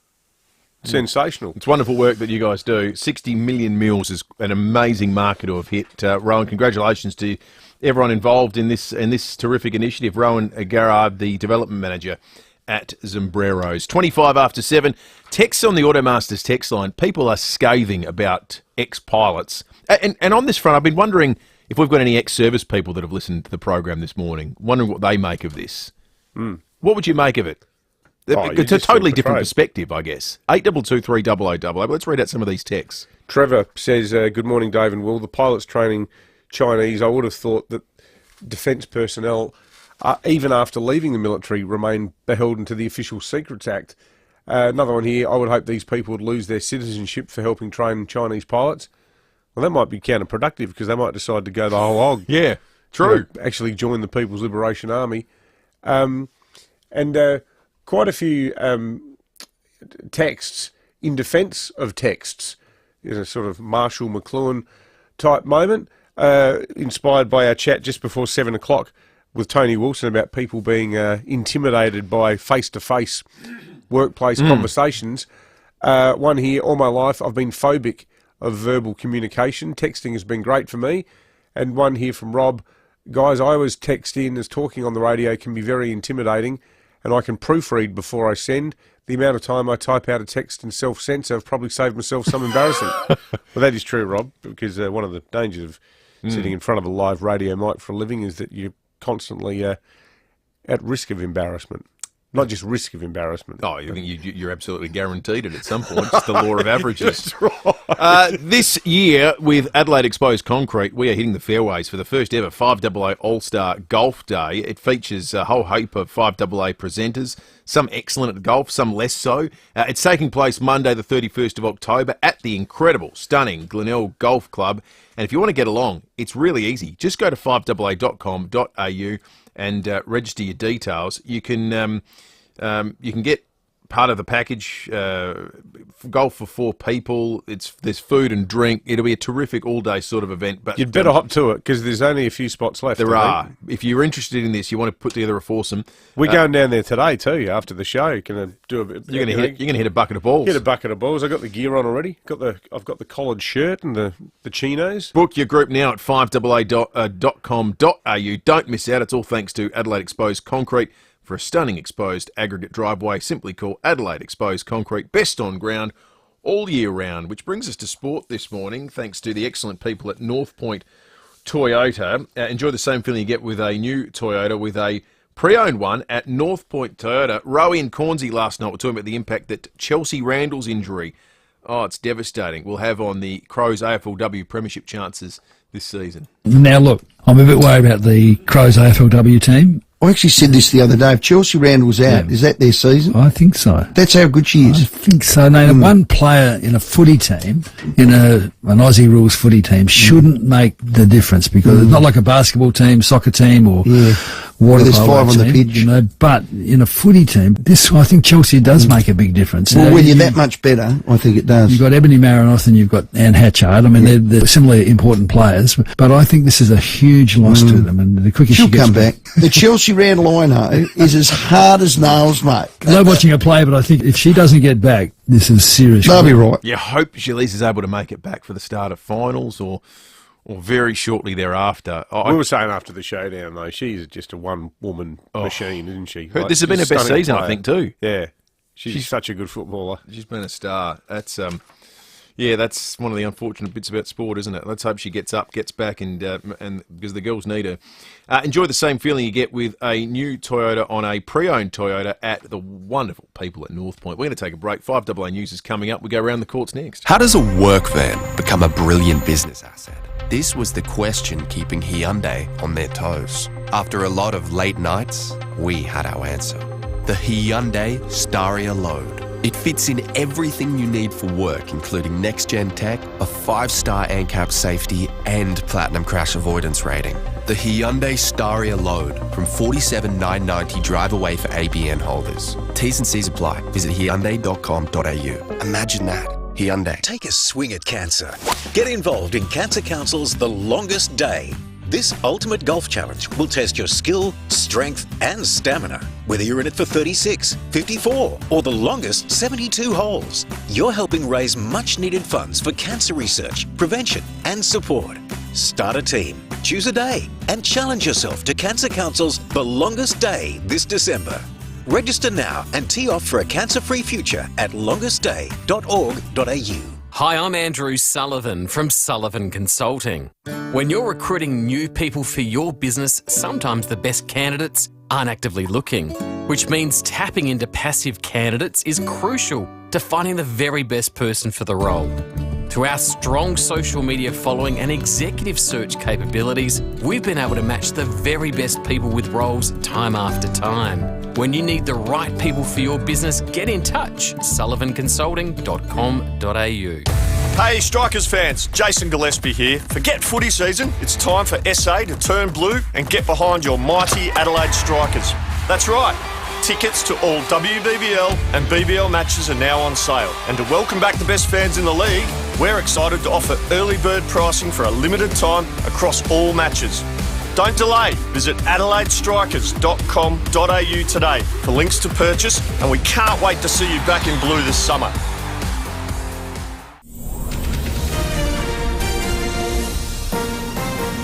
This is Adelaide's 5AA. Mostly sunny and 24 today with the 7:30 news. I'm Mel Usher.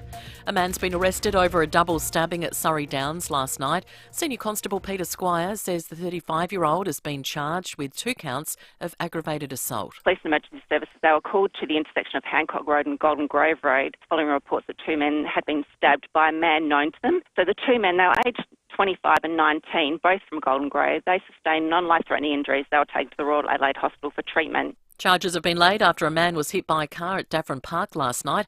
There were reports of 2 men fighting in the street. One allegedly got into his car and drove at the other, knocking him to the ground. A 39-year-old is being treated for head injuries. A 42-year-old Salisbury North man will front court today on a range of offences.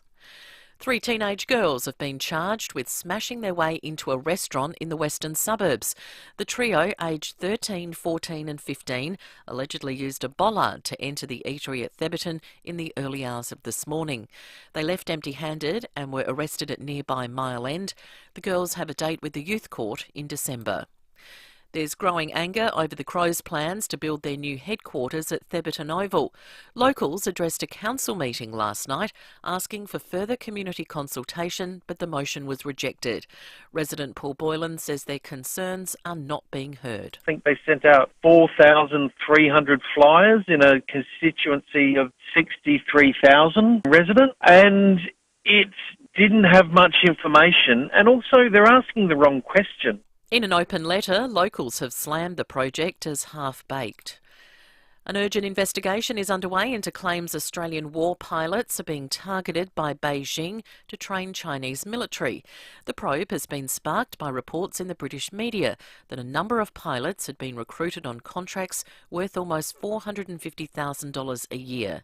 Neil James from the Australian Defence Association says our laws are different to the UK. If any Australians were doing this, and we very much doubt it, it would obviously be a serious security matter, but it would also be a criminal offence under the Foreign Incursions and Recruitment Act. There's evidence of severe buyer's remorse among the select group of voters who put Liz Truss in power in the UK. Brett McLeod is in London. Liz Truss was voted in as Prime Minister by Conservative Party members. 6 weeks later, a survey of them has found more than 80% think she's doing a bad job, and more than half think she should stand down as leader. And their favoured replacement, Boris Johnson, ahead of former Chancellor Rishi Sunak. While another poll found the UK government with a favourability rating of just 7%. That's slightly less than Prince Andrew. The Duchess of Sussex says she was valued for her beauty and not brains during her time on a US game show in the early 2000s. Meghan was a briefcase girl on Deal or No Deal when she was trying to get a break as an actress. In the latest episode of her podcast, she says she was reduced to being a bimbo with a padded bra and a fake tan. Now turning to 5AA Sport. All new 2022 Mitsubishi Outlander with 10-year warranty, 10 years capped price servicing at Agostino Mitsubishi. It's over to Tom Wren. Thank you, Mel. South Australia will need a minor miracle to avoid defeat in its Shield clash against Tasmania at Adelaide Oval with 1 day to play. Tasmania will resume at none for 104 later this morning, needing only another 131 runs to win. Coach Jason Gillespie says he was disappointed with the effort late yesterday, but wants his team to keep fighting. Probably got their noses in front, but we have to find a way to have an impact, and if we can pick up a couple of early wickets, you never know. Yeah, let's hope so. Meantime, wins for Sri Lanka and the Netherlands in the T20 World Cup overnight. Well, the NBA season will get underway later this morning with Philadelphia set to take on Boston in what's shaping as a blockbuster, while early this afternoon, our time, it will be the LA Lakers taking on defending champions, the Golden State Warriors. Warriors coach Steve Kerr admits it's not been a perfect pre-season and his side will be stretched early in the season. I don't think we're ready to have our top 5 or 6 guys play 30-plus minutes a night, so we've got to rely on our depth. And 2 games in the English Premier League, Brighton and Nottingham Forest, they've already finished. They drew 0-0, while Crystal Palace leads Wolverhampton 2-1 with only a few minutes to play. And that's the 5AA Sport. Now checking 5AA traffic. At Wingfield, we've got a crash, Francis Road near Hanson Road. Fair bit of debris on the road at the moment. They're cleaning that up right now. Monopara, car on fire, Demanding Road near Coventry Road. While at Aberfoyle Park, you find a gas leak slowing things up. That's Hub Drive near Sandpiper Crescent. Busy right now, Brighton Road as you're driving through Glenelg, with cameras Crittenden Road, Finton, and Bridge Road at Salisbury East. Don't risk missing all your team's matches of the T20 World Cup on KO Sports, with every match ad break free in play. New to KO? Start your free trial today. Adelaide's most accurate traffic on 5AA. 5AA weather, 24, mostly sunny today, a possible shower tomorrow, 23, Friday a possible shower, 22. Right now it's 17 degrees. More news as it happens on 5AA. You don't have to head south to taste your way around McLaren Vale. Just head north to your pals. Sam and Jamie from Parafield Airport Liquor Store know every drop on the shelf. They can guide you through the McLaren Vale region all under one roof. Whether you're a weekend sommelier or just know you like reds, talk wine with your pals and they'll introduce you to their best McLaren Vale pals. Parafield Airport Liquor Store. Pals, next to Roulette's Tavern, Kings Road, Parafield. If you have been approved a home care package through My Aged Care or NDIS, then listen to Elsie. I used my funding to have my very own care alert to protect me while alone at home. Not long after, I fell over, couldn't get up. But my care alert came to the rescue and an ambulance was soon there to help. The best move I ever made, and it didn't cost me a cent. Use your funding wisely and give yourself real peace of mind. Visit carealert.com.au or call 1300 75 85 95. 5AA Breakfast is streaming live right now. To watch, simply head online to 5AA Facebook or search 5AA on YouTube. David Penberthy and Will Goodings, 5AA Breakfast. 22 to 8, John Blake coming up before 8 o'clock. The Premier of South Australia coming on after 8:30 this morning. There's been some developments, it would seem, with the Magic Round, the potential to bring it to South Australia. There's been a lot of talk out of Victoria overnight. An idea, I reckon when I first heard that we were going for this, I thought it was just it was transparently political, and there was zero chance we'd get it. And I'm starting to feel like I'm going to be 100% wrong. Yeah, I think happily, because we were a little bit cynical about it at first, and it sounded like the big dollars in Sydney were going to talk louder. But when you've got even Eddie Maguire out there saying it should go to a heartland football state, and Adelaide is the best city to host it, then, I think that counts for something. Yeah, absolutely. If you're watching along on the Foodland Supermarkets Facebook and YouTube live stream, you'll note that we're joined in the studio now by the best in the business, Sean Fewster. Speak Up with Crime Stoppers, independent charity empowering you to keep your community safe, supported by Police Credit Union. Sean, I could not do justice to encapsulating the breadth of this story you've got this morning in the paper. There was bits of it I had to Google that I didn't understand, and even the bits that the words I understood, I didn't understand what the hell was going on. Just take us through it. Look, Will, you're right. This is such a huge story that there are two reporters on it, myself and my colleague Jordana Shriver, and I've actually had to print it up. And you guys know how good I am at remembering stuff, Yes. but I've had to print this one up this morning to remember it. A high-speed chase through the city and suburbs was sparked by a mother-in-law believed to be a witch, Looney Tunes characters, meth, and a drug called Meow Meow, a court has heard. Yeah. I mean, and that's not even the start of the elements in this. We're talking about the attempted kidnapping of 70-year-old Elizabeth Haywood a couple of years ago. She was in her house, and one of her daughters and her son-in-law, Ryan O'Grady, turned up. They tried to force her into a car to kidnap her. Not just any car, but a chauffeur-driven Chrysler that they'd hired specially for the occasion. When that didn't work, unfortunately, they stabbed her. Thankfully, it was non-fatal wounds. They then stole the Chrysler, went for a high-speed chase through the city. Sorry to jump in. Did all this happen while some poor chauffeur who'd been hired by the hour was actually driving the vehicle? No, the chauffeur got chased out. In his victim impact statement, he said he still sees them chasing him in his dreams, trying to kill them in different ways. Oh, my God. So he's been traumatised as well. So they effectively just stole his car. Stole his Chrysler, drove it through the city, 15 police cars in pursuit. And when they finally crashed it and got arrested, they happened to crash it just over here on Angus Street, right out the front of police headquarters. It's like the prototypical bizarre Adelaide case, but it gets even worse. O'Grady is a former competitive shooter and Queensland Gun Club president who had over 3,000 rounds of ammunition and a loaded shotgun in his house in his possession. He claimed that he'd been to the police headquarters days earlier to see the big guy, I guess he means Commissioner Grant Stevens, telling police he had a Wile E. Coyote pass to see the commissioner. He believed that his mother-in-law was a witch and had somehow denied him an inheritance that he wanted control of.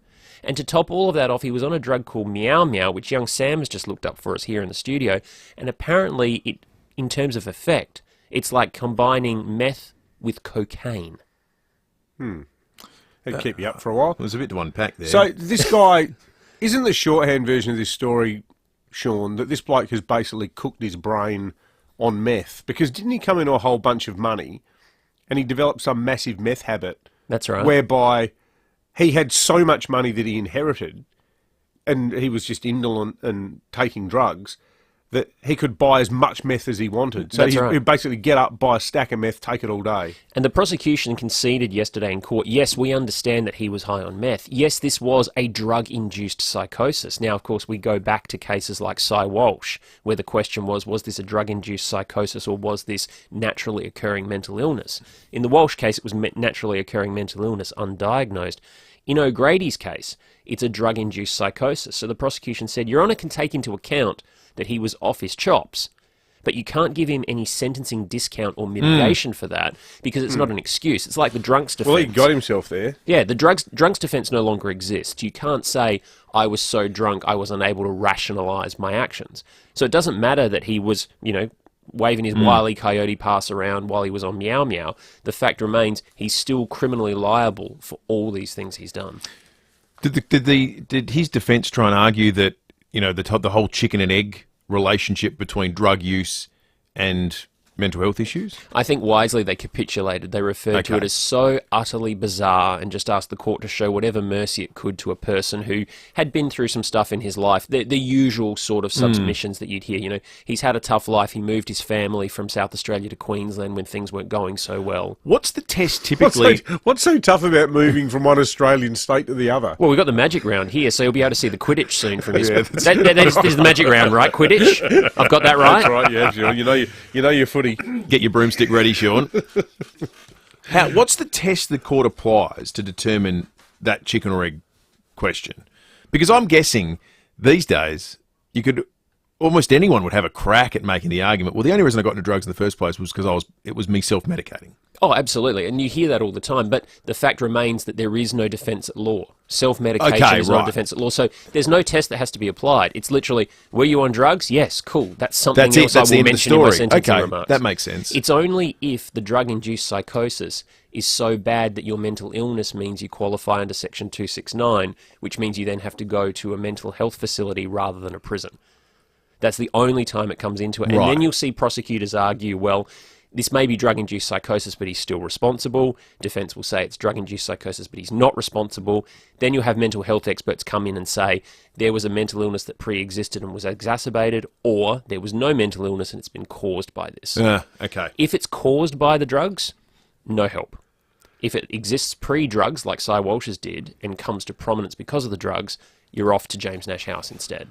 Well, my key takeout from all this is if you do suddenly come into money, maybe take a nice river cruise through Europe as opposed to developing an overnight meth habit. Yeah. Look, buy a yacht. I'm still missing two issues of Amazing Spider-Man. If anybody out there with an inheritance wants to buy me those two missing issues, they're beyond my budget. So do something like that. Don't take drugs. Buy me comic books. How much would those two issues of Amazing Spider-Man set you back? The two that I'm missing, probably over $1 million. So I don't think I'll ever have them. That's not something that's ever going to be in my collection. For a comic? Yeah, because it's from 1962. Yeah, right. And there are only a couple of those left in the world. There's more than there are some of the older comics like Spider-Man and Batman, but there's still not a lot. But you've got those. I've got a large... No, I don't have these two. No, but what I mean is if you had these two, that would complete your collection. It would complete the collection. So I've got everything that's actually feasible for a human being to purchase. Okay. Could I interest you in a cardboard box filled with football budgets from the 1970s? Chronicling the golden era of the SANFL. How much can I flip them for? Will they buy me Amazing Spider-Man 1? I've got the 74 and the 76 grand final state budgets, for football budgets. I'm thinking there's a lot of hair in those, just like flowing locks. Yeah. And very short shorts. Big blokes, you know. Big blokes, short golden shorts. Era. Dave golden Granger. Era football. He's going to get teary if we continue this conversation. He's very misty-eyed. I won't tell him I wasn't born yet. No, will I? No, don't ruin the moment. Good on you, Sean. Sean, Just Lawful, your Ask Sean Anything episode's coming up very soon. You can still get some questions in, as I understand it. Correct me if I am wrong, Sean. justlawfulpodcast@gmail.com. justlawfulpodcast@gmail.com. Are there any questions you're sick of getting? No, none. Are there any too many? Are there duplicates? What's something that no one needs to ask you any longer? Whether I can afford Amazing Spider-Man #1. That has been asked and answered. We just did it. So you can ask Sean absolutely anything else. Great to have you in, Sean. Thanks, guys. See you next week. Cheers, mate. With summer just around the corner, beat the rush and get your air conditioning sorted now with Mannix. Thanks, Will. At Seacliff, got a car v tree, Ocean Boulevard near Majors Road. Wingfield got another crash there, Francis Road near Hanson Road with debris on the road. And Manopara, car on fire, Demani Road near Coventry Road. Look out for cameras on the drive-in today. Fuelos, Phillip Highway Elizabeth South, and we've got another on Military Road at West Beach. Hungry? Head to Oporto for the 5 for $5 chicken strips. 5 delicious crispy chicken strips with your choice of dipping sauce. Just $5. Only at Oporto. Adelaide's most accurate traffic on 5AA. The 88 O'Connell exclusive townhouse release is now selling. Step up your lifestyle in these luxuriously crafted homes with private walk-up entry and Centenary Street access. Be part of this incredible development, just a short stroll to the city, Adelaide Oval, and the best of North Adelaide's culinary and retail shopping. All the benefits of the 88 O'Connell lifestyle, but in your own private sanctuary. These exclusive townhouses are now selling. Visit 88o'connell.com. Hi, it's Eddie May from NRG Solar. Did you know solar is still the cheapest form of power in South Australia? So if you're not going solar, you're paying too much for your electricity.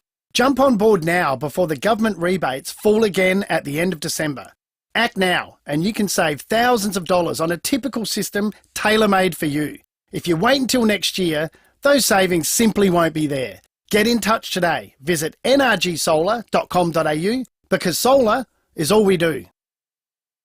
Now, make this Melbourne Cup a day out to remember at Crusoe's Restaurant at the Lakes Resort Hotel, West Lakes. You'll enjoy a 3-course set menu for just $90, which is great value when you consider the new chef, Chris Dutt, came from Madame Hanoi and cooked for the King of Jordan, and you know the food is going to blow you away. I tell you what, if you've got the King of Jordan's blessing, you know you're going all right in the culinary stakes. There's all the usual fun with sweeps and live coverage, and after the big day, Why not stay the night upstairs? Beautiful accommodation available with views over the lakes. So book now for the Melbourne Cup Lunch Crusoe's restaurant at the Lakes Hotel, West Lakes. Need a forklift? Don't just get a forklift, get a Toyota forklift. Toyota is the world's #1 forklift brand with a great range of pallet jacks, walkie stackers and reach forklifts right up to their leading Toyota counterbalance forklifts. Legendary reliability and safety with cleaner, greener electric options. Toyota can tailor the right forklift solution for you. It's all part of the Toyota Forklift Advantage. For more, visit toyotamaterialhandling.com.au. Get a Toyota forklift. 5AA Breakfast is streaming live right now. To watch, simply head online to 5AA Facebook or search 5AA on YouTube. David Penberthy and Will Goodings, 5AA Breakfast.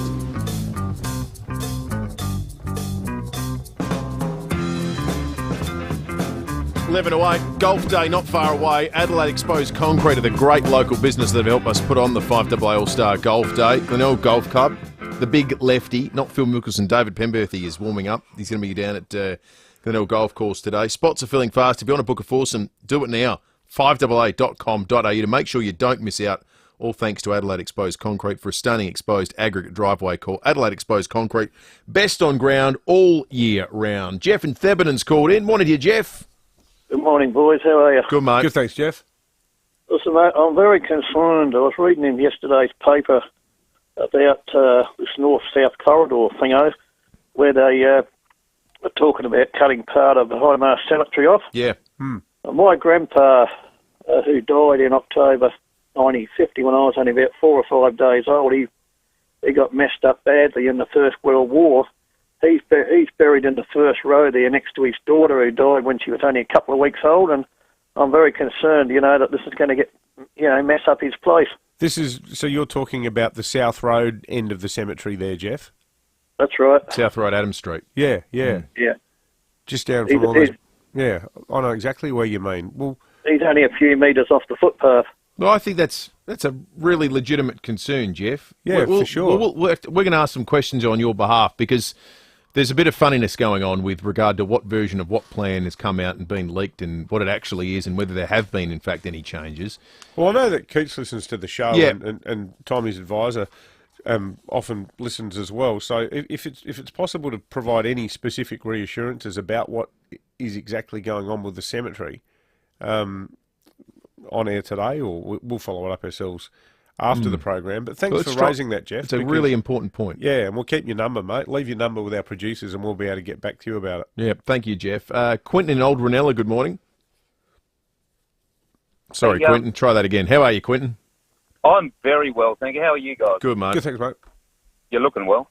Hey, just controversial sort of thing to say that I think that what we need to do with drugs and all that sort of stuff and mental health, if we were to put drugs and drug addiction into the health department rather than a criminal offence, we may be able to put the funding towards actually solving some of the problems rather than just trying to lock these people up on drugs. We need to do something about that because what we're doing at the moment is not working. We need to put it in the health department. That's just my view. I know a lot of people won't agree with me.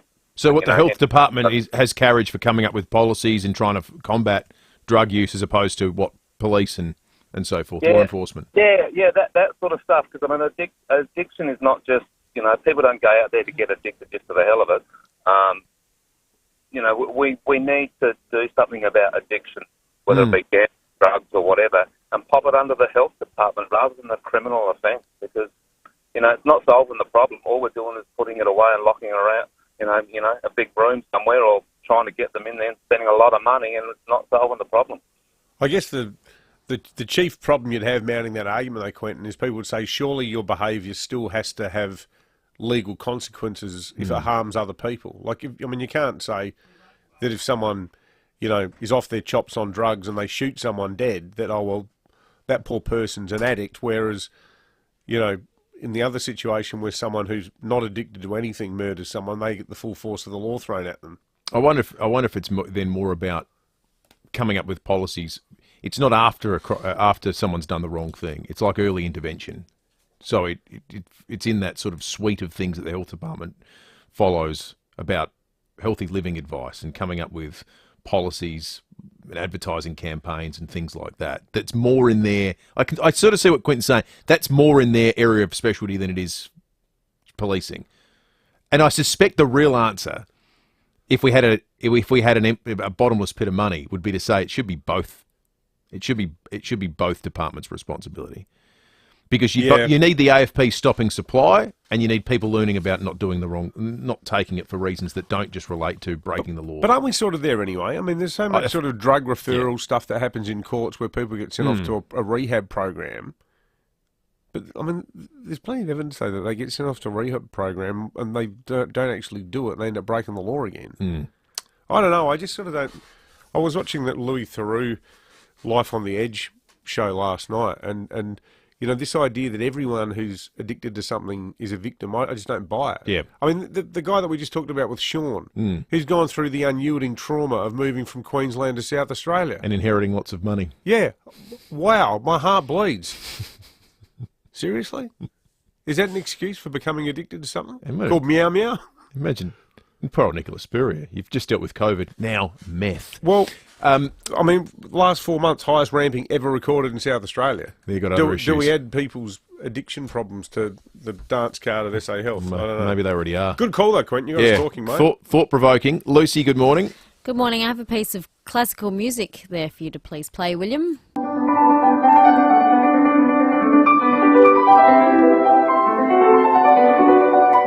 That is, of course, Mozart.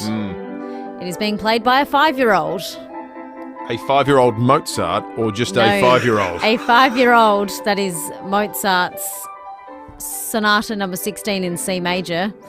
This is a video that I found this morning on Twitter. It dates back to June, so not quite in the news cycle, but a 5-year-old... That's a 5-year-old playing a piano. Italian piano prodigy, Alberto Cartuccia Cingoliani. Bit of a mouthful. Yeah, my Italian's not my strong suit. He's a 5-year-old piano prodigy. Now, he started playing when he was 3. He still can't quite read music, but he has the... It's really holding him back, isn't it? He has the ability... I thought that while he was playing. Yeah, no, did you pick up any mistakes? Really? He has, like, perfect recall. It's called absolute pitch, which is the ability to identify and recreate any musical note. That's extraordinary. So if you're feeling like you haven't achieved anything by the age everyone currently is now, yeah, well, we haven't really compared to 5-year-old Alberto with his Mozart. Bit of show off. Go play with blocks, Alberto. Yeah, exactly. Yeah. What about whip out some Bach? Playing Minecraft like my kids do. Bloody show off. Or some Bach or some Beethoven. Don't want to prick your balloon, Alberto, but nobody likes a show off. That'd be the reaction you get in Australia. That's right. Are you musical, at least? You sound like your knowledge of Mozart there. I was impressed by it. I did piano for 10 or so years, yeah. Did you get up to like A Marseille level? Definitely not. I did not. Have you got a go-to piece of piano Not music anymore. that you like to play? No, I did thoroughly enjoy learning the Shrek 2 soundtrack. So if I said the words to you, it's 9 o'clock on a Saturday, the regular crowd rushes in, could you take it from there? Definitely not. Okay. What about if it's about 4 a.m. and it's a karaoke bar? Could you they take sit it at Luce's bar and put bread in a jar and say, man, what is she doing here? It's time for John Blake. Thanks to Aussie Fast Transport Solutions, interstate freight distribution, warehousing and local Adelaide couriers. Call Aussie Fast on 13 13 64. This is the story of Glennie, the Glenelg tram. Glennie is a Glenelg tram who thinks it's plain to see the Greens are trying to rob him of his electricity. Glennie, the Glenelg tram, was outside the Botanic Garden tram stop when a bunch of people got on board. Oh, I love stopping here at the Botanic Garden and picking up passengers who want to go somewhere. What the hell is this now? What do we want? Stop the climate emergency. When do we want it? Now. What do we want? To stop the climate getting hotter. And colder. Yeah, and colder and causing more flooding. And less flooding. Yeah, and less flooding and more droughts. And less droughts. Yeah, and less droughts. When do we want it? We can't remember the question. Glennie was upset by being invaded by a bunch of climate protesters who seem to think there's some sort of climate emergency. I don't like these people getting on me and protesting about stuff and riding me into town to create some sort of disturbance. If they're so worried about how we generate electricity, why don't they walk instead of using my electricity? I could be wrong, but it might be because they're stupid. Glennie was angry at the stupid protesters and started a protest of his own by intermittently slamming on his brakes and then accelerating. What do we want? When do we want it? Now. What do we want? Stop the when do we want it? Ah, yes, I hope you're all enjoying your ride, you bunch of useless And so Glennie drove off up North Terrace to the convention centre, where he dropped them off, wishing he could have dropped them on their heads. Glennie is a Glenelg tram, he hates to make a fuss, but gets upset when he has to transport a bunch of nuts.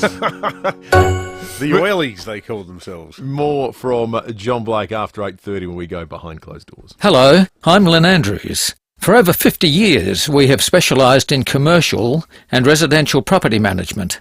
But above all, we specialise in people, helping to make life easy for property investors and the tenants of their properties.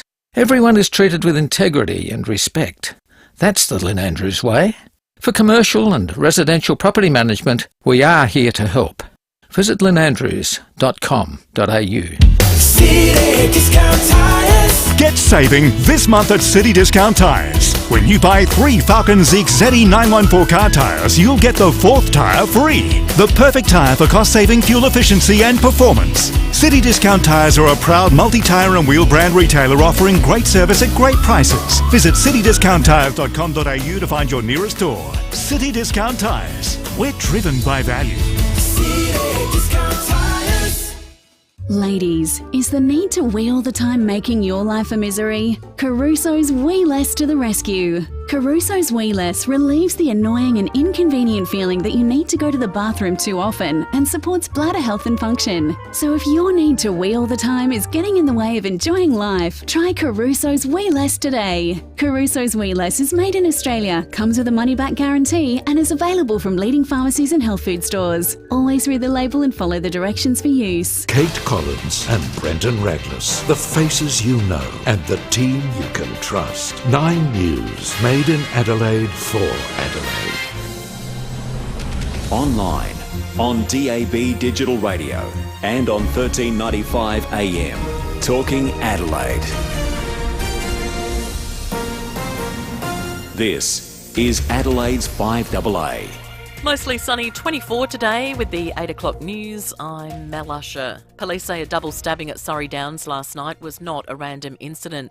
The victims, aged 19 and 25, have non-life-threatening injuries. A man has been arrested. The 35-year-old has been charged with 2 counts of aggravated assault. 3 teenage girls have been arrested accused of smashing their way into a restaurant at Theberton overnight. Senior Constable Peter Squire says it was captured on CCTV. They allegedly used a bollard, smashed the front door, and they entered the property. They remained inside for a short time before they left empty-handed. I believe they were probably spooked by the loud alarm. And then almost 2 hours later, the restaurant owner, he was heading home when he spotted the 3 girls in the CCTV. And they were outside a service station on Henley Beach Road at Mile End. The trio, aged 13, 14 and 15, will face the youth court in December. Defence has been ordered to investigate claims Beijing is attempting to recruit Australian war pilots to train its military. Fiona Willan has more from Canberra. The Defence Minister has called for an urgent probe into claims the Chinese military is trying to poach Australian pilots as trainers.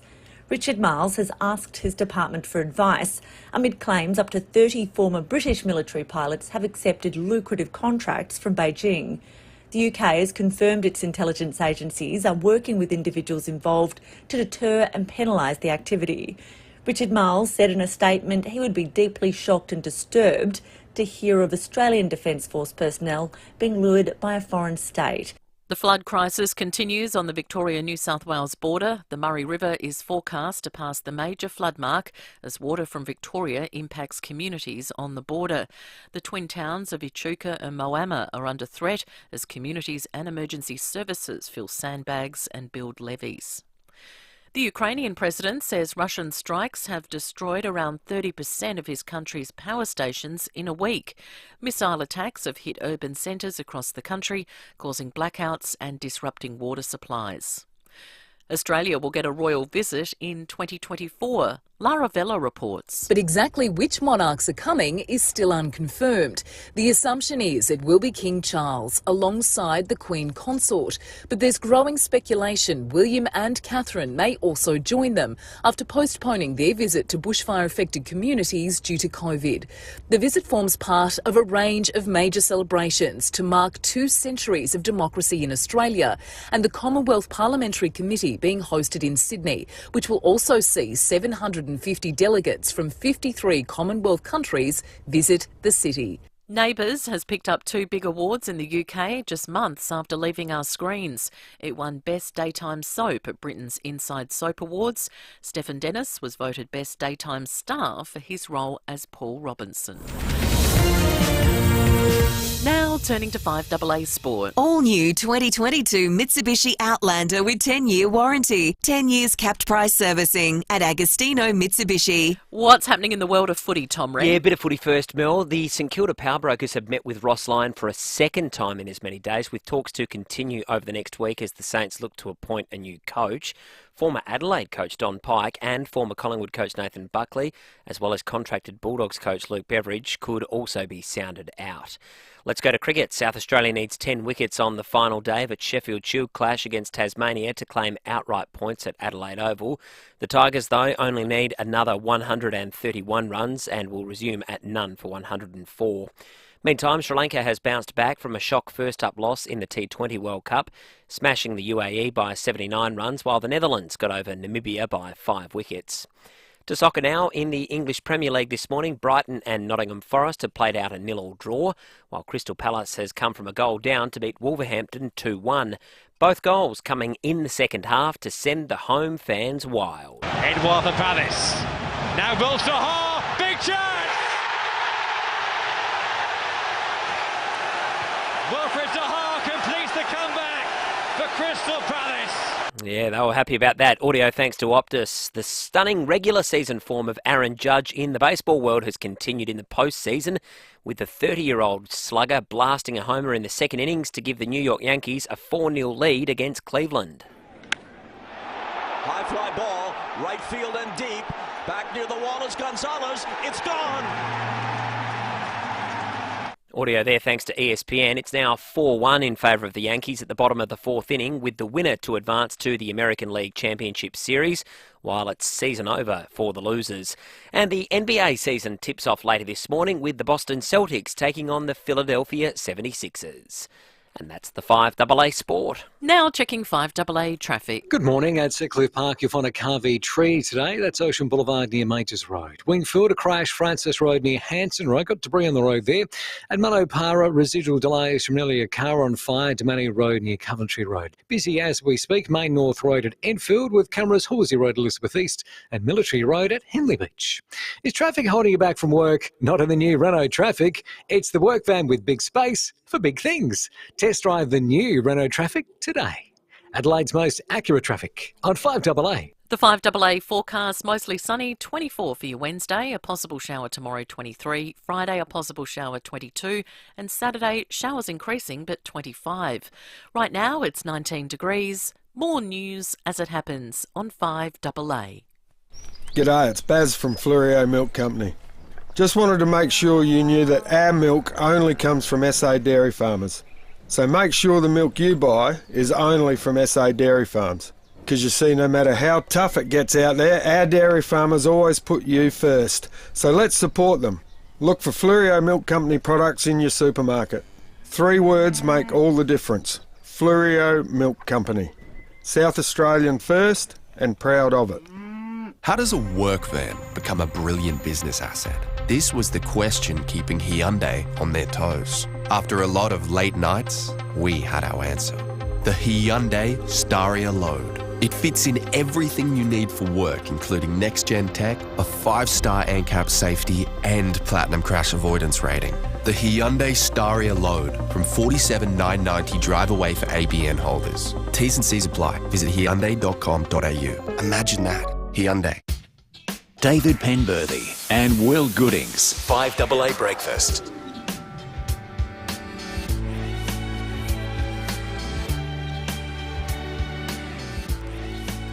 8:08, magnificent day on the way in Adelaide today. We know that courtesy of the Bureau, or the Bureau of Meteorology, as they now have demanded to be called. A bit of a rebrand. Cost $70,000. No longer can they be referred to as the BOM or the Weather Bureau. See, okay, an important point to be made. $70,000 sounds like loose change in the broad sweep of things.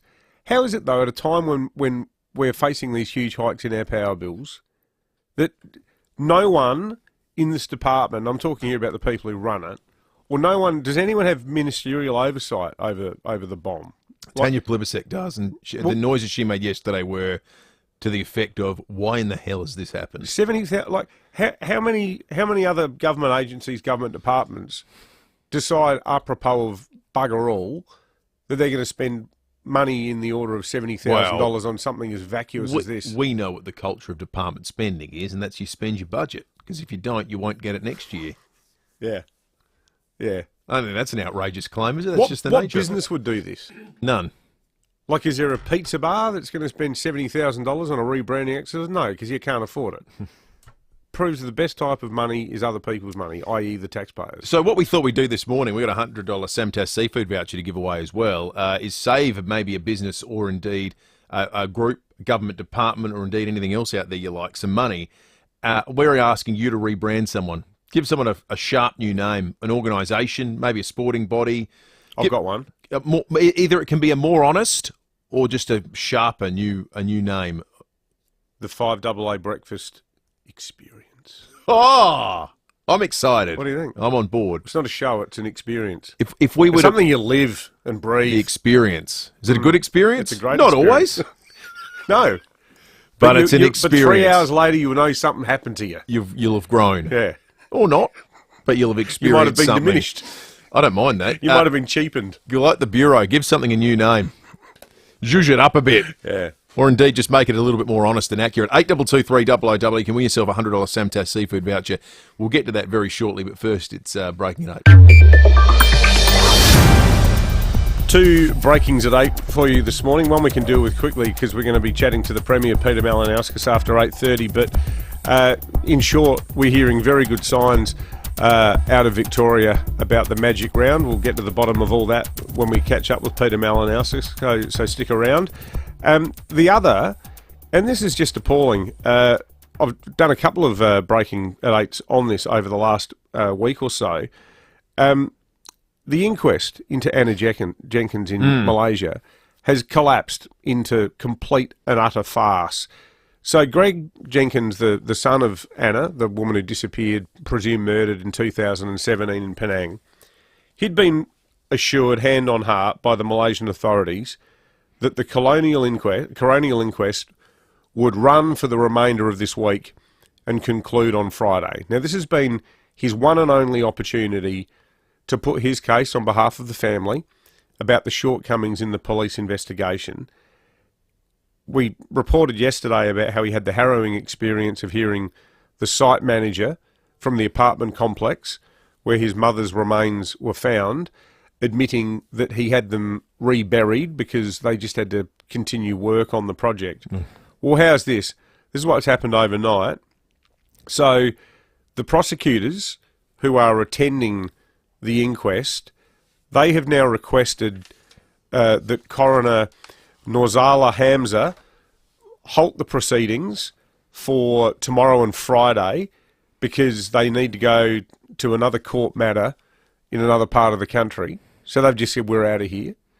And in addition, there was a government chemist who was supposed to give evidence tomorrow afternoon about his encounter with Mrs. Jenkins shortly before he died.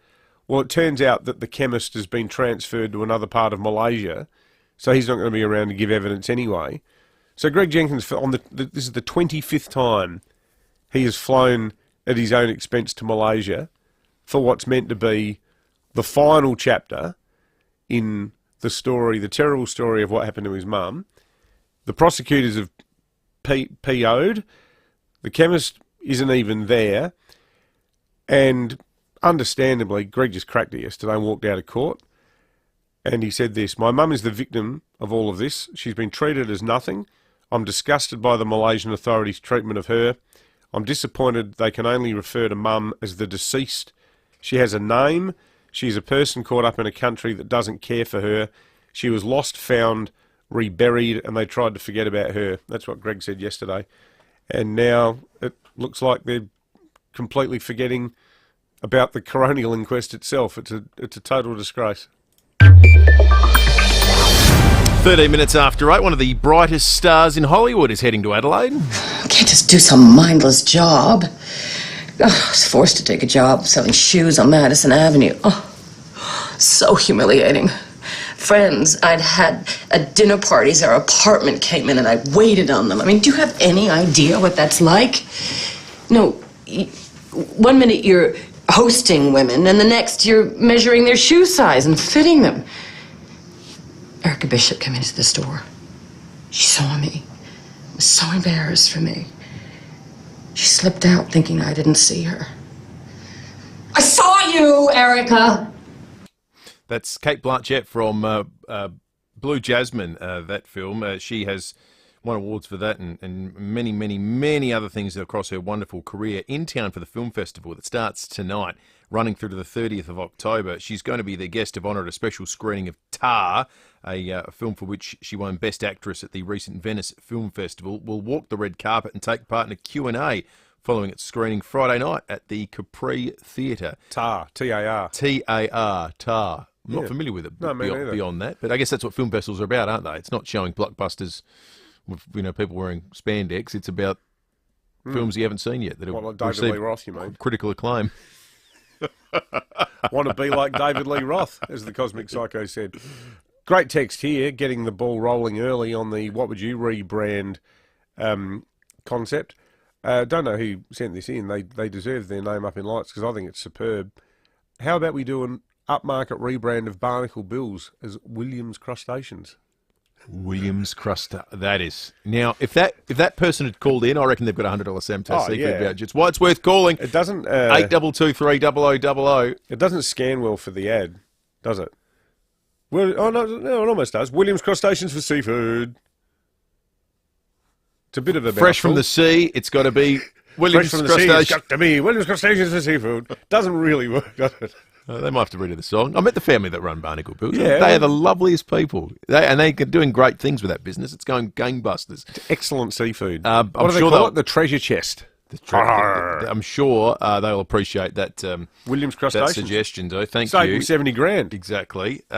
Some of Australia's most popular diesel vehicles are the subject of a class action amid claims Toyota used defeat devices to hide the real emissions and evade Australian standards. The allegations are basically that Toyota sold diesel vehicles with emissions cheating devices, that it used sophisticated engineering and multiple sensors to comply during testing, but not in the real world. Sounds pretty familiar, doesn't it? A bit like that Volkswagen scandal, the so-called Dieselgate scandal that cost that car company billions. This class action has been filed on behalf of one Toyota owner, but could impact up to 500,000 car owners here in Australia, and it's estimated it could cost Toyota Australia $1 billion. $1 billion lawsuit. So the vehicles targeted in the lawsuit are things like the Toyota Hilux, the Land Cruiser, the RAV4, the Prado, the Fortuner, the Granvia, I'm not familiar with, and the Hi-Ace. So everything from four-wheel drives to utes and vans. Toyota vehicles purchased since February 2016, whether new or second-hand, will be included in the lawsuit. $1 billion. That's a huge story that's just breaking at the moment. Yeah. Is that figure cooked up by, some law firm, though, that's got a huge vested interest in this? What they would be doing is, I reckon there's the back of the napkin, and they go, how many of these vehicles have been sold since 2016? If everyone who's a party to it says they sign up, how many times have been sold new, how many sold second-hand? I'm guessing the highest possible figure you can get to is $1 billion. Now, that doesn't mean that any court's going to recognise that or see that as a reasonable settlement, but I think that's probably how they've come up with it. That was from Sunrise. On the Today Show, they were chatting with people who are, unfortunately, owning homes on the wrong side of the wall at Echuca. Remember we crossed to Echuca yesterday where the floodwaters were claiming homes, and in the background you could hear trucks and diggers going to work. What they were putting together, as we learnt in that live cross, was a wall, an earth wall, to try and prevent water from taking any more homes. Now, they had to build the wall somewhere, and there were going to be homes on the side of it that meant your home was being sacrificed. Your home was unable to be saved. This morning on Today, they spoke with some of the people on the wrong side of the wall. Can't help bad luck, really.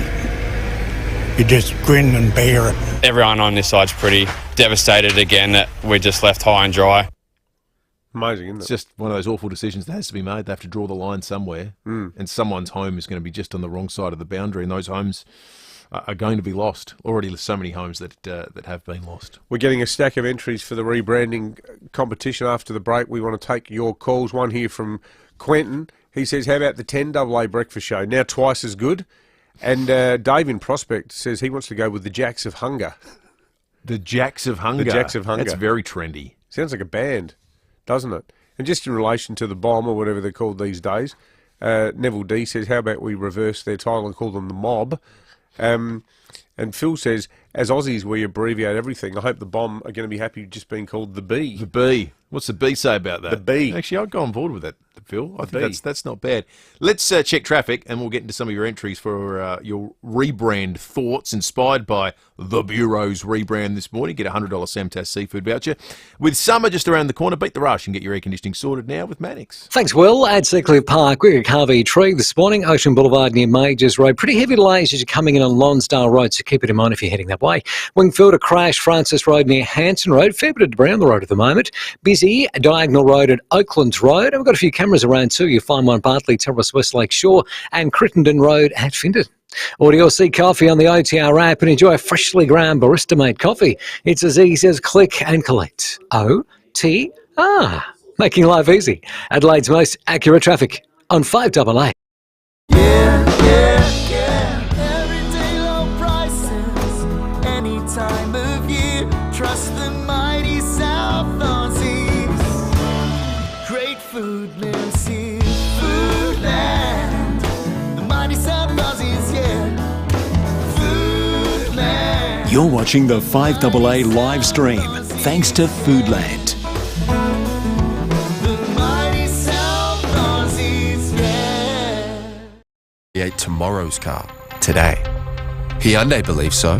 Take the Tucson, Hyundai's mid-size SUV, featuring a revolutionary look, intuitive interior, advanced tech, and safety.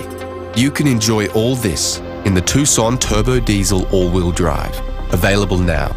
Tomorrow's car is here today. Hyundai Tucson, in stock now. Visit Hyundai.com.au. Imagine that. Hyundai. Luxuriously crafted from the ground up, this is your time to upgrade your lifestyle. Choose from a range of spacious 2-bedroom, 2-bathroom apartments, now selling at Adelaide's most sought-after address, 88 O'Connell. Your prestigious new apartment comes with so much to adore. A ground floor marketplace with bar and dining, pools and gymnasium, retail shopping on your doorstep, and just a short stroll to the city. Apartments are selling fast. Secure yours. Visit 88o'connell.com. I'm Kathy Nagel, Chief Executive of Western Hospital, Henley Beach. Ever wondered where you'd go if you needed several medical services at once? Well, wonder no more. For many patients, Western Hospital is a one-stop healthcare hub. Access everything you require without leaving the building or paying for parking. With our GP clinic, specialists on site, allied health, radiology, pathology, pharmacy, inpatient care and more, why go anywhere else? Explore our services at westernhospital.com.au. Building amazing homes is important to Beechwood Homes, and so is the environment. So when you build with Beechwood, you're building a better environment for our kids and grandkids. Here's why. Around 70% of scrap materials from every Beechwood home is recycled. Bricks, rubble, timber, gyprock and steel, none of it goes to landfill. It's all sorted and recycled. So life really is good.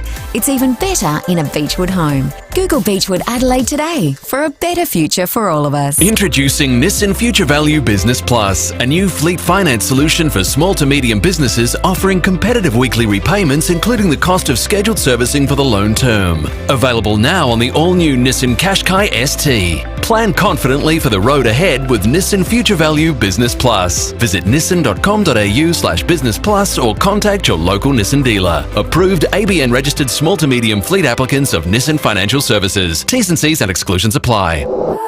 Kate Collins and Brendan Raglas, the faces you know and the team you can trust. 9 News, made in Adelaide for Adelaide. David Penberthy and Will Goodings, 5AA Breakfast. 23 after 8. I love the way our listeners have taken the Bureau rebrand and run with it because they've captured the essence of it.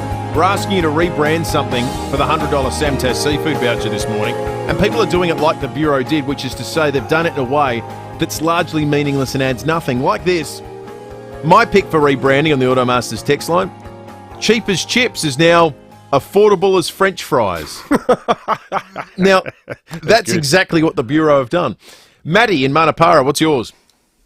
I've got the chorizo and pea soup breakfast show. Hey, that's good, mate. That's really what it is. Chorizo. It's what we do here. Chorizo would actually work, diced up and fried, put into some pea soup. It'd be good. Tina in Mitchell Park, good morning. Good morning. Look, full disclosure here, this is a memory from a movie that Dave might remember. I think it was called Crazy People. Yeah, but the one that I always recall was BMW. Boxy, but good. Good on you, Tina. Thank you. I like this on the text line. 0448 08 1395. Greg says they should rebrand Service SA to Oxymoron. You can call in, of course, 8223 0000 to win that Samtas seafood voucher. Scott in Glenunga, good morning. Good morning, boys. This is ridiculous that I heard this. I mean, we call the SES, we don't call it the State Emergency Service, so I think the bomb needs to get off their high horse. Yeah, they got massive tickets on themselves, haven't they, these people? Yeah, exactly. But I'd rebrand our Rego department, because as a kid I remember what we used to call it, but now people call it, Vic has Vic Road, so I'd call it Rego SA. Yeah. Instead of Service SA or Rego SA. It's what they do. It's what it should be. What it says on the tin. What it says on the tin. Andrew and Craigmore, good morning. Oh, g'day, guys. I'm not sure I'm on the right track here, but with the Weather Bureau and all the crap they go through, I'd just say, look up, look out and feel it. Can you feel it? That could just be their website. We should stress that none of this is a crack at the many excellent local people we have on the program. And it should be pointed out that one of the... This would be head office. I read... This would be those jerks in Canberra or Sydney. Well, I'll tell you exactly. Head office. I'll tell you exactly the degree to which it is head office. A lot of the reporting has gone to the fact that people within the Bureau, people are meteorologists, scientists charged with trying to forecast weather, are getting told off for saying things like bomb or... None of this is on Jenny Weather Horvath. Bureau. None of this is on Gagey. Imagine telling... None of this is on Simon Timke. We love them. Love them to bits. Telling people that what their job is forecasting weather and you're trying to work it out and you actually say the name slightly off-brand and you're getting into trouble for it. There's a real danger with the pizzling, the public pizzling they're suffering over this. They might actually have to get in a rebrander. They might go back to the bomb. Yeah, but they'll have to pay the Boston Consulting Group again to get themselves out of this self-generated cul-de-sac. Wayne at Enfield, good morning. Hi, how are you? Good, thanks, Wayne. I think they should rebrand it with next year's budget, as you just suggested, the Bureau under Meteorological Services, and they could use the acronym BUMS. The bums. I like it. Those bums at the Weather Bureau, what have they said is coming? Yeah, exactly. Who do we like for the $100 Samtas Seafoods voucher? Oh, I reckon Maddie with his chorizo and pea soup. Yeah. That was good. That was good. Keen listener. He's picked on some of the quirks. I reckon as a South Australian, the words head office, great. Because how many people are there in South Australian businesses who are doing a good job locally, they get the community, they know what they're doing, head office has told us to do this. just being careful what I say next. Yeah, I'd just happily sit that one out entirely. How about this? To me, Williams Crustaceans for seafood. 27 minutes after 8. At Coles, earn double glassware credits this week. Spend $20 in one transaction at Coles or Liquorland and scan your Flybuys card to earn 2 glassware credits. Coles, that's value the Australian way. While stocks last, limits, exclusions and T's and C's apply. Offer ends 25th October. Hello, I'm Lynn Andrews. At Lynn Andrews Real Estate, we've seen a lot of change in the property market over the last 50 years, but one thing remains constant: our passion to help people invest in the future, to build strong property portfolios in commercial and residential real estate. Our commitment to property investment over the years means we have a wealth of knowledge to share with you. We are here to help. Visit lynnandrews.com.au. I think most of us would like to take a swing at cancer. Getting involved with Cancer Council's The Longest Day is about as close as it gets. Now, this Ultimate Golf Challenge tests your skill, strength and stamina, but most of all, it's an important opportunity to take a swing at cancer by raising much-needed funds for research, prevention and support. If you're into golf, this is the perfect opportunity to get a team together, sign up and tee off to support a cancer-free future this December. Choose a day and rise to the challenge, whether it's 36, 54 or the longest 72 holes. 72 holes. I reckon I'll have to do that over 2 days. Choose the club you'd like to play at, then invite your friends, family and colleagues to donate to help raise funds for the Cancer Council. Are you up for the longest day? Register now and tee off for a cancer-free future at longestday.org.au.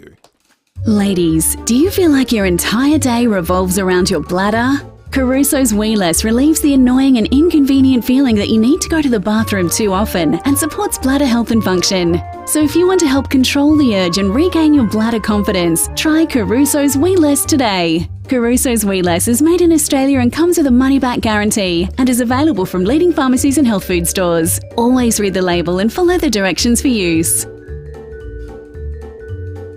It isn't waste until you waste it.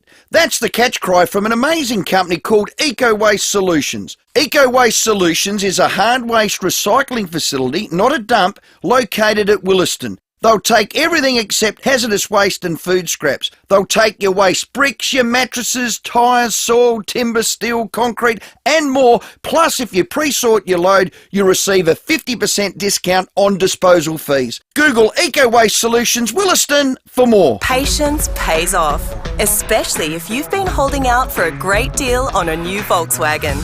Mawson Lakes Volkswagen is now receiving truckloads of new Volkswagens. Yes, they're coming. And they're available at amazing prices.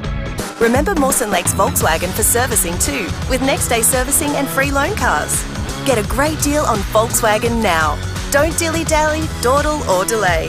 Mawson Lakes Volkswagen, just a short drive from the city. 5AA Breakfast is streaming live right now. To watch, simply head online to 5AA Facebook or search 5AA on YouTube. This is Adelaide's 5AA. Mostly sunny and 24 today with the 8:30 news. I'm Mel Usher. An arrest has been made following a double stabbing at Surrey Downs last night. Just before 10, police were called to the intersection of Hancock and Golden Grove Roads after reports 2 men had been stabbed by another man. The victims, 19 and 25, have non-life-threatening injuries. Senior Constable Peter Squire says charges have now been laid. Following an investigation, Northern District Police subsequently arrested a 35-year-old man from Surrey Downs over the incident. He was charged with 2 counts of aggravated assault causing harm, and he was bailed to appear in the court next month. Police would like to reassure the community that this was not a random incident. A bollard has been used to smash the glass door of a restaurant at Theberton. It happened on George Street just before 2:30 this morning. 3 girls, aged 13, 14 and 15, were arrested a couple of hours later at Mile End. All 3 have been granted bail and will appear in the youth court in December. The SA hotel industry handed out their annual awards last night. Best overall hotel went to the Sterling. Other winners included the Aqaba, Maylands, Marion, Belair Hotel and EOS by Sky City. The Defence Department is investigating reports Australian and British war pilots are being headhunted to train Chinese armed forces. It's launched an urgent probe following revelations British pilots are being paid almost $500,000 a year to work for Beijing. British Armed Forces Minister James Heappey says the claims raise serious intelligence and security concerns. Let's be honest, China is an enemy. As such, we have got British subjects who have decided that their interests are best served by teaching our enemy how to defeat us. This is incredibly frightening. A tourism operator in WA's north says 2 staff have been injured in a crocodile attack. Both escaped serious injury. Reporter Mia Edgerton-Warburton says the men, who work for a seaplane adventures company, were crabbing in a tinny on a day off. They were reportedly attacked by a 3-metre saltwater crocodile. It apparently bit one of them on the head and injured that first gentleman. His friend very heroically grabbed a knife and then tried to fight the crocodile off, and that's how he got his arm injuries. The Adelaide Film Festival kicks off tonight. Kate Blanchett will be a special guest on Friday night at the Capri for the Australian premiere of her new movie Tar. Festival CEO Matt Kesting says the festival will run till the end of the month. We're presenting 129 films across the festival. AdelaideFilmFestival.org is where tickets are sold, or via our app. There's a wonderful app that you can download, the Adelaide Film Festival app. And Daniel Craig has been made a Companion of the Order of St Michael and St George, the same honour held by his former on-screen character James Bond. It's recognition for his outstanding contribution to film and theatre. Now turning to 5AA Sport. 10-year warranty and 10-year capped price servicing at Agostino Mitsubishi, Nailsworth and Elizabeth. Here's Tom Wren. Thank you, Mel. Let's start with cricket. Former Australian fast bowler Michael Kasparovich says the Aussies need to replicate their mindset from the previous T20 World Cup if they're to win the current tournament. Kasparovich has told Wide World of Sports the Aussies won the last World Cup by being fearless in their approach. I kind of remember there was a call about they had a change of mindset and they thought they're going to be fearless. The word fearless, I think, was bandied around. And they came out and that's the way they played and they end up winning. So maybe even that's a great example, is that, form isn't really a great indicator. It's just the evening or the day when you get out there and everyone being confident. The Aussies begin their campaign on Saturday against New Zealand. Meantime, South Australia is facing defeat in a Shield clash against Tasmania, with the visitors set to resume the final day, needing only 131 runs to win with 10 wickets in hand.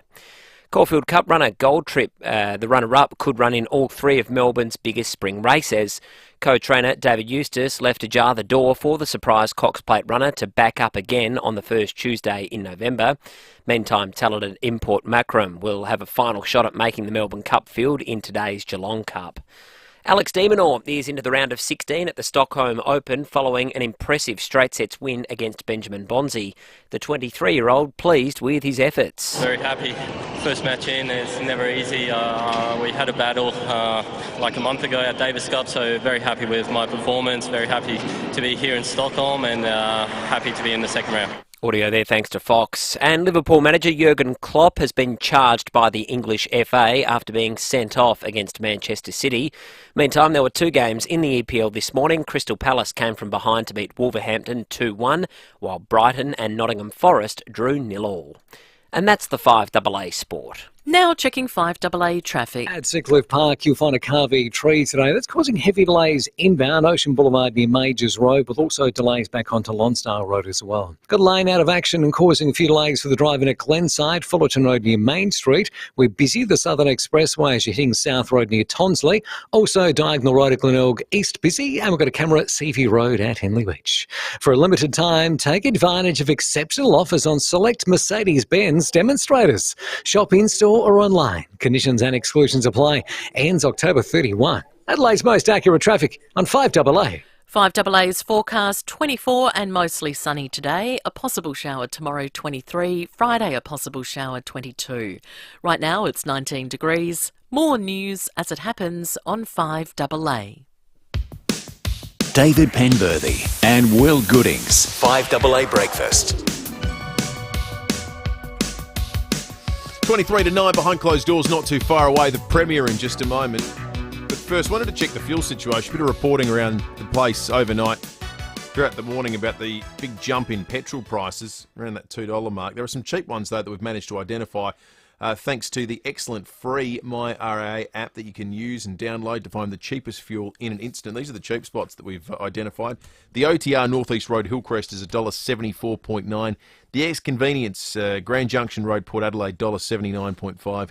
The Liberty Marion Road Marion is $1.79.5. But you can tell just through the lens of looking at the cheap spots, they're all creeping up to about $1.80 being cheap at this point in time. So there has been some significant movement on that front in the last 7 days. The cheapest diesel, the BP Victoria Road Largs Bay, this is the one that blows me away each and every morning at the moment. $2.23.9 is the cheapest diesel. Cheap's not really the right word for that. We were saying just after 8 o'clock that we're hearing very promising sounds about the prospect of South Australia snaring the AFL's Magic Round. Peter Malinauskas, the Premier, is on the line now. Premier, good morning and thanks for your time. How confident are you that we can pull this off? I'm confident, Dave, that we're giving it our absolute best shot. I mean, there's not a person in the AFL hierarchy that I haven't been picking up the phone and in some instances giving a hard time to. I'm hoping that persistence pays off. But look, we're in a bit of a battle. We know that there are more than one state who are shooting to host the Magic Round. The New South Wales government has jumped on board pretty aggressively, and Western Australia is going after it as well. And then there are also issues in terms of whether it goes ahead at all, which is associated with, broadcasters and players and every other consideration. But just at the moment, I think we're in a far better position now than where we were even a month ago, just as a result of that sort of full frontal effort. And, it's not just me. I mean, the Port Adelaide Footy Club and the Crows, we're all, and Sandful, the Amateur League, we're all working together. I convened a meeting just before the grand final of all of those players. I should also mention the SMA and said, look, let's all get on the same hymn sheet and make sure we're prosecuting our case as a team effort. And everyone's been on board, and I think that gives us a chance of success, but we're certainly not getting too excited just at this stage. I'm guessing the New South Wales pitch centres around it being the state where the AFL wants to grow the most, that there's the most growth potential there. What's the part of our pitch that sets South Australia apart from Western Australia and New South Wales? Well, we'll show up. And we're a heartland footy state. That's a compelling part of it. Is the first thing you put in the PowerPoint that you showed them a picture of the GWS cheer squad? Exactly. I mean, more than that, and I've been pretty blunt about this with Gill and others. You guys host this in New South Wales. These guys can't get half a stadium full for a run-of-the-mill NRL match, let alone an AFL match. And I said this to Gil McLaughlin. I said, look, if this goes to Sydney, people are going to turn on their television sets and they're going to see 600 people at, the Western Sydney ground watching Freo versus Brisbane. Whereas here in Adelaide, we'll put on one hell of a show. We know that people show up to watch the footy, but more than that, imagine having a game in the Barossa Valley at a place like Angaston or something like that, and we have the opportunity to showcase everything that is great about one of our incredible regions. And meanwhile, the whole community packs in and actually backs in an AFL game, let alone the people that will travel interstate to experience that. But people aren't jumping in a plane to fly to Western Sydney to watch a game. Barely do people do that to watch the Crows or Port in Western Sydney. So I think we can put on a festival here, a festival of footy in a heartland state to make it work. And the NRL, they host their Magic Round in Brisbane, and it works, right? Because people back it in locally. It's a NRL town. And part of my frustration is, and I don't want to talk, I want to undermine the AFL's efforts in trying to expand the game in non-AFL states. But at the same time, we can't forget our base either. And South Australians have always backed in footy in all of its forms, local footy, amateur footy, our AFL teams. We did contribute, the South Australian public contributed over $500 million into the Adelaide Oval, and that has been a great success. But I think we deserve a bit of recognition of that effort, rather than just constantly trying to pursue growth in non-footy states. That's a worthwhile exercise, but not at the expense of South Australian footy fans. Is a big part of it, Premier, the opportunity to challenge some of the sort of lifestyle and tourism perceptions around SA, and to actually get a big critical mass of people here from the eastern states, which makes this sort of equal parts sport but also tourism and visitations? Well, the only reason why we're willing to make a contribution from our major events fund, which we've set up to attract events like this, is because of the economic benefit. So it'll be great fun for South Australians if we get the Magic Round, sure, and that's a good thing, right? There's nothing bad about that, particularly when it comes to city activation. But really the main game is trying to, establish South Australia on a map amongst a different demographic that might not have been here before to experience everything we've got to offer.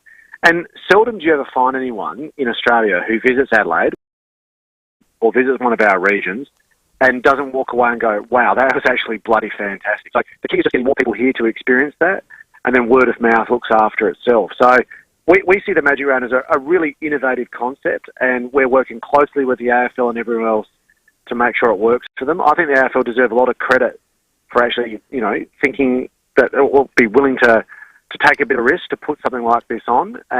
But we think South Australia presents the opportunity to de-risk a new method of delivering the game to make sure it's a great success, which works well for the AFL, but most importantly works well for the state more broadly. What's the opportunity for amateur level football? Are we going to see maybe the Scum take on the Kangaroos or something like that? Yeah. Well, the Scum won the flag last year. This year, Pembo. But no. Look, I think there is a way to incorporate community footy into the Magic Round so that we're broadening the experience. And we've got a few ideas about what that might look like that we're in discussions with the AFL about. But John Kernahan, who's the CEO of the Adelaide Footy League here, has been very supportive of the concept, and I want to thank them for backing it in. And there's a few things that we've put on the table to the AFL that I'm not at liberty to go into right now, but which we think add as not just a sweetener, but also a demonstration of the commitment that our state would put in to make this event a success. So there's a few ideas we've put forward, and like I said, the only reason why I'm not in a position to aerate them publicly, I just don't want to signal to our competitors what our bid looks like down the radio. But rest assured, we're putting our best foot forward, and if this comes off and the AFL goes ahead with the concept, there is absolutely zero doubt in my mind that once it's over, it'll be one of those things that everyone's pretty proud that South Australia's put on a good show. Well, we're at the intersection of sport and politics, Premier. I know you advocated for the Crows headquarters to be in. Are you watching closely and comfortable with how things are progressing between the club and the West Torrens Council?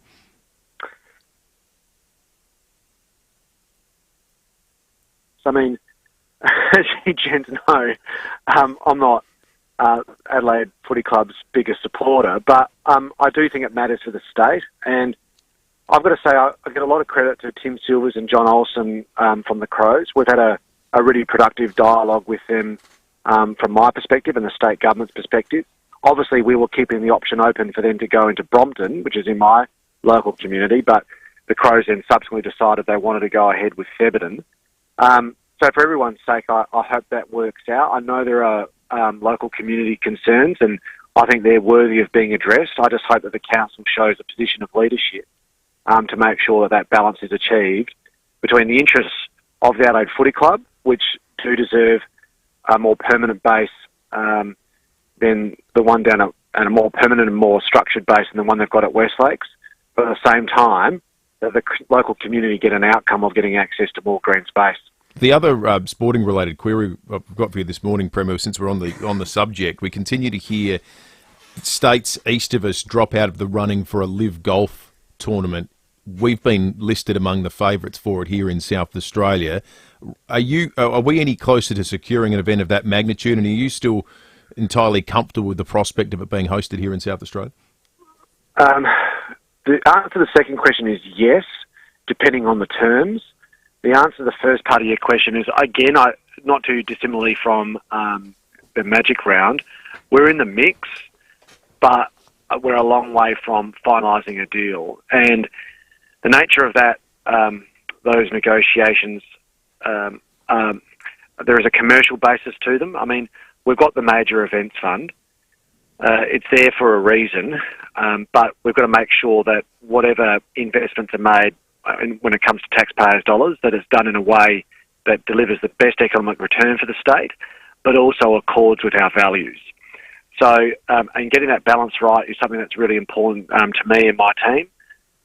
But make no mistake, we are determined to attract major events to our state, and I'm not going to die wandering. So we're putting our best foot forward, and that's something, and Live Golf is an option that we're open-minded to, depending on the terms and the circumstances, and we'll wait and see how that process plays out as well. Well, for all the hoopla about the morality or otherwise of it, we've made the point several times on the show that if we trade with that country and we have a strategic relationship with that country, despite its failings, we're not entirely sure why golf should have to do the moral leadership part of the equation. Well, that's my view exactly. And more than that, I mean, the thing is, the US PGA, which has dominated golfing, professionally for decades, I just don't see much evidence of them doing Australia any favours.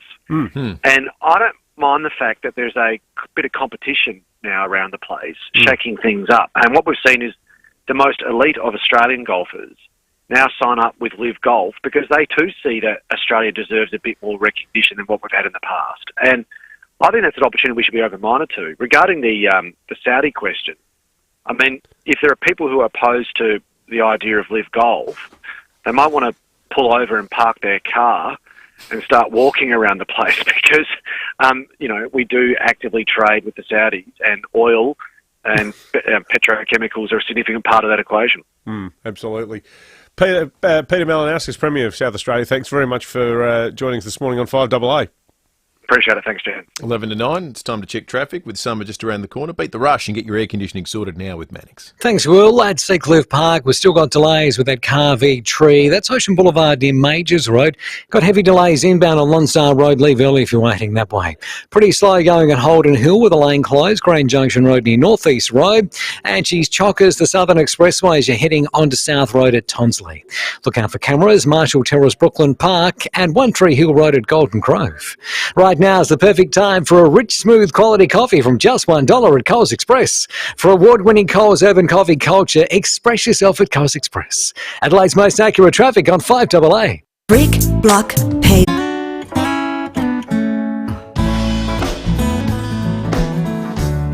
Great foodness in Foodland. The mighty South Aussies, yeah. At your local Lutum reseller. The range, Lutum. The look, the quality, the range. Save up to 25% off at your Lutum reseller today. Are you ready to try new interests and activities or enjoy some old ones? With Live Up, it's as easy as 1, 2, 3 to find and connect with local community groups to suit you. So if you're ready to keep up, show up and step up, then join up. Discover more at liveup.org.au. Live Up. Welcome to the upside of ageing. Now, we love a South Australian success story, and that's exactly what Bob Burns Blinds is. The man himself, Bob Burns, he made his first blind all the way back in 1954, and his family is still manufacturing at St Mary's, just down the road from where I grew up, and where Will and I were lucky enough to tour the other week. That's right. We met the whole family, including the next generation that have joined the company. Russell and Belinda, along with highly qualified staff, make a formidable team of passionate people. And look, they do it all. Exterior blinds, interior blinds, curtains, motorisation, security products, even shutters. And because nearly everything is manufactured on site, this is great. They can have your roller blinds measured up, made and installed in just 10 days. Now, you could be waiting up to 3 months with other companies, but because Bob Burns Blinds manufacture here, you can have them in just 10 days. That's the Bob Burns 10-day promise. Visit bobburnsblinds.com.au. You can do just about anything online. Buy a couch, find the love of your life, enter the cryptocurrency market. But there's one thing so important that you should never do online, and that's your will. From the simplest to the most complex wills and estate plans, Donlan Lawyers can answer your questions and help carry out your wishes. The sort of thing you just can't do with an online will. Visit donlanlawyers.com and organise an appointment today. That's donlanlawyers.com. Mazda.com. Callum here. Don't forget, Edwardstown Mazda has stock available for delivery with their 5-day turnaround promise, plus amazing service facilities. All the good stuff without the wait. Edwardstown Mazda. It's gotta be LMBD 207 428. Kate Collins and Brendan Raglas, the faces you know and the team you can trust. 9 News, made in Adelaide for Adelaide. David Penberthy and Will Goodings. 5AA Breakfast. 8 to 9. It's time to go behind closed doors. Thanks to Aussie Fast Transport Solutions, interstate freight, distribution, warehousing and local Adelaide couriers. Call Aussie Fast on 13 13 64. And when we get behind closed 1395. Adelaide's 5AA. This is Andrew Brymer. And welcome back to the program Interactive Adelaide Talk AM Mac Radio 5AA 8223. And of course, you can SMS me also as well. Here's an SMS from Jeff. He says, "Hello, Andrew. Love your show." Thank you very much for that, Jeff. Much appreciated. Andrew, is it true that Leon Biner is leaving 5AA? Look, I'm going to leave that alone and let Leon deal with that and let you know about that himself. It's not for me to go into that. It's up to Leon, all right? Here's another SMS from Jennifer who says, "Hello, Andrew. Love your show. You always seem to be having fun." Thank you very much for that, Jennifer. Much appreciated. Jennifer says, "Andrew, I heard that Leon Biner is leaving 5AA. Is this true?" Well, as I said, I'm going to let Leon talk about that because it's not for me to comment on that, all right?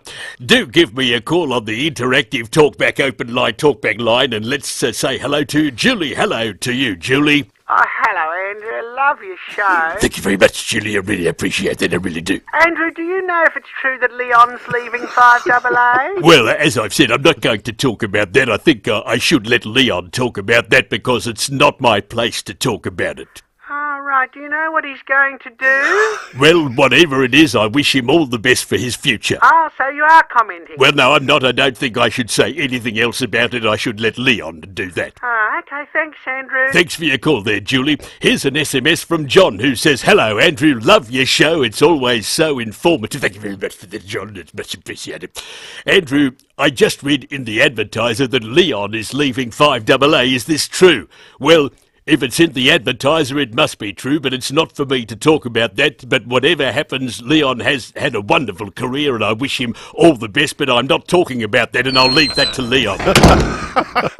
Leon Biner is coming up after 9 o'clock this morning. Big thanks to all the people that have interacted with the show via the Facebook and YouTube live streams. Thanks to the great people at Foodland Supermarkets.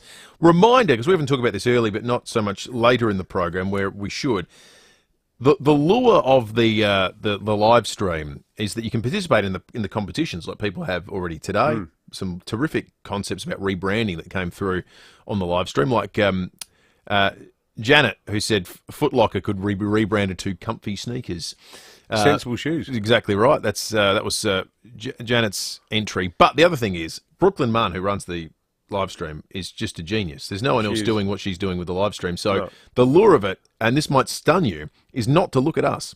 It's actually because you'll get across all the news, weather, time, and everything you need by watching the live stream each and every morning. There's all the news clips. If we're talking about something that has a video accompaniment, some vision, you'll see it. It's a visual feast. It's unbelievable. I often look up at it and go, "What's that on the television?" And I go, "It's us." Yeah.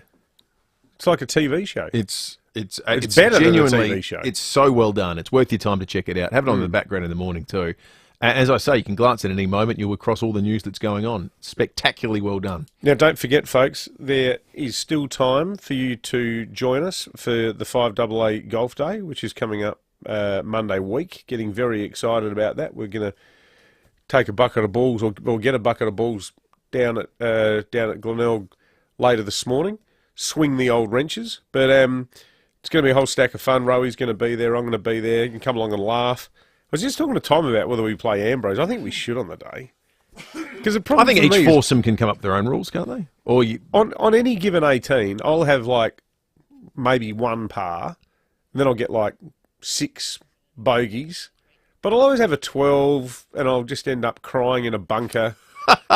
I don't want to be that guy who stuffs up the day for everyone else. But I think also, that's what makes people who don't play at private courses. Yes. Because I've never played at a private course anywhere in South Australia. So playing at Glenelg was like, wow, this is going to be different from, Regency. I think and that's no disrespect to Regency. I love Regency Park. It's a great golf course. it will be catered to all standards of golfer on the day, I think. So what I'm saying, folks, is if you are mediocre or even dream of being mediocre like I do, get along. Because we really want to lower the standard. All thanks to Adelaide Exposed Concrete. We partnered with them to make it possible. I've just looked at 5AA.com.au. It's literally the biggest thing you can click on the front page right now. If you go to 5AA.com.au, All-Star Golf Day is there. You click on it and you can book your tickets, book your foursome, get along, night out, watch Rowie and Timmy G do the sports show, have a feed, have some fun. You might even get to see David crying in a bunker. We can't guarantee that last one, though. No, you pretty much can. Leon Byner's coming up. We'll catch you tomorrow morning from 6. At Steinborner, it's always been well worth the trip. Now we're evolving to include Steinborner Electric, where it's well worth the trip to the future. With Hyundai,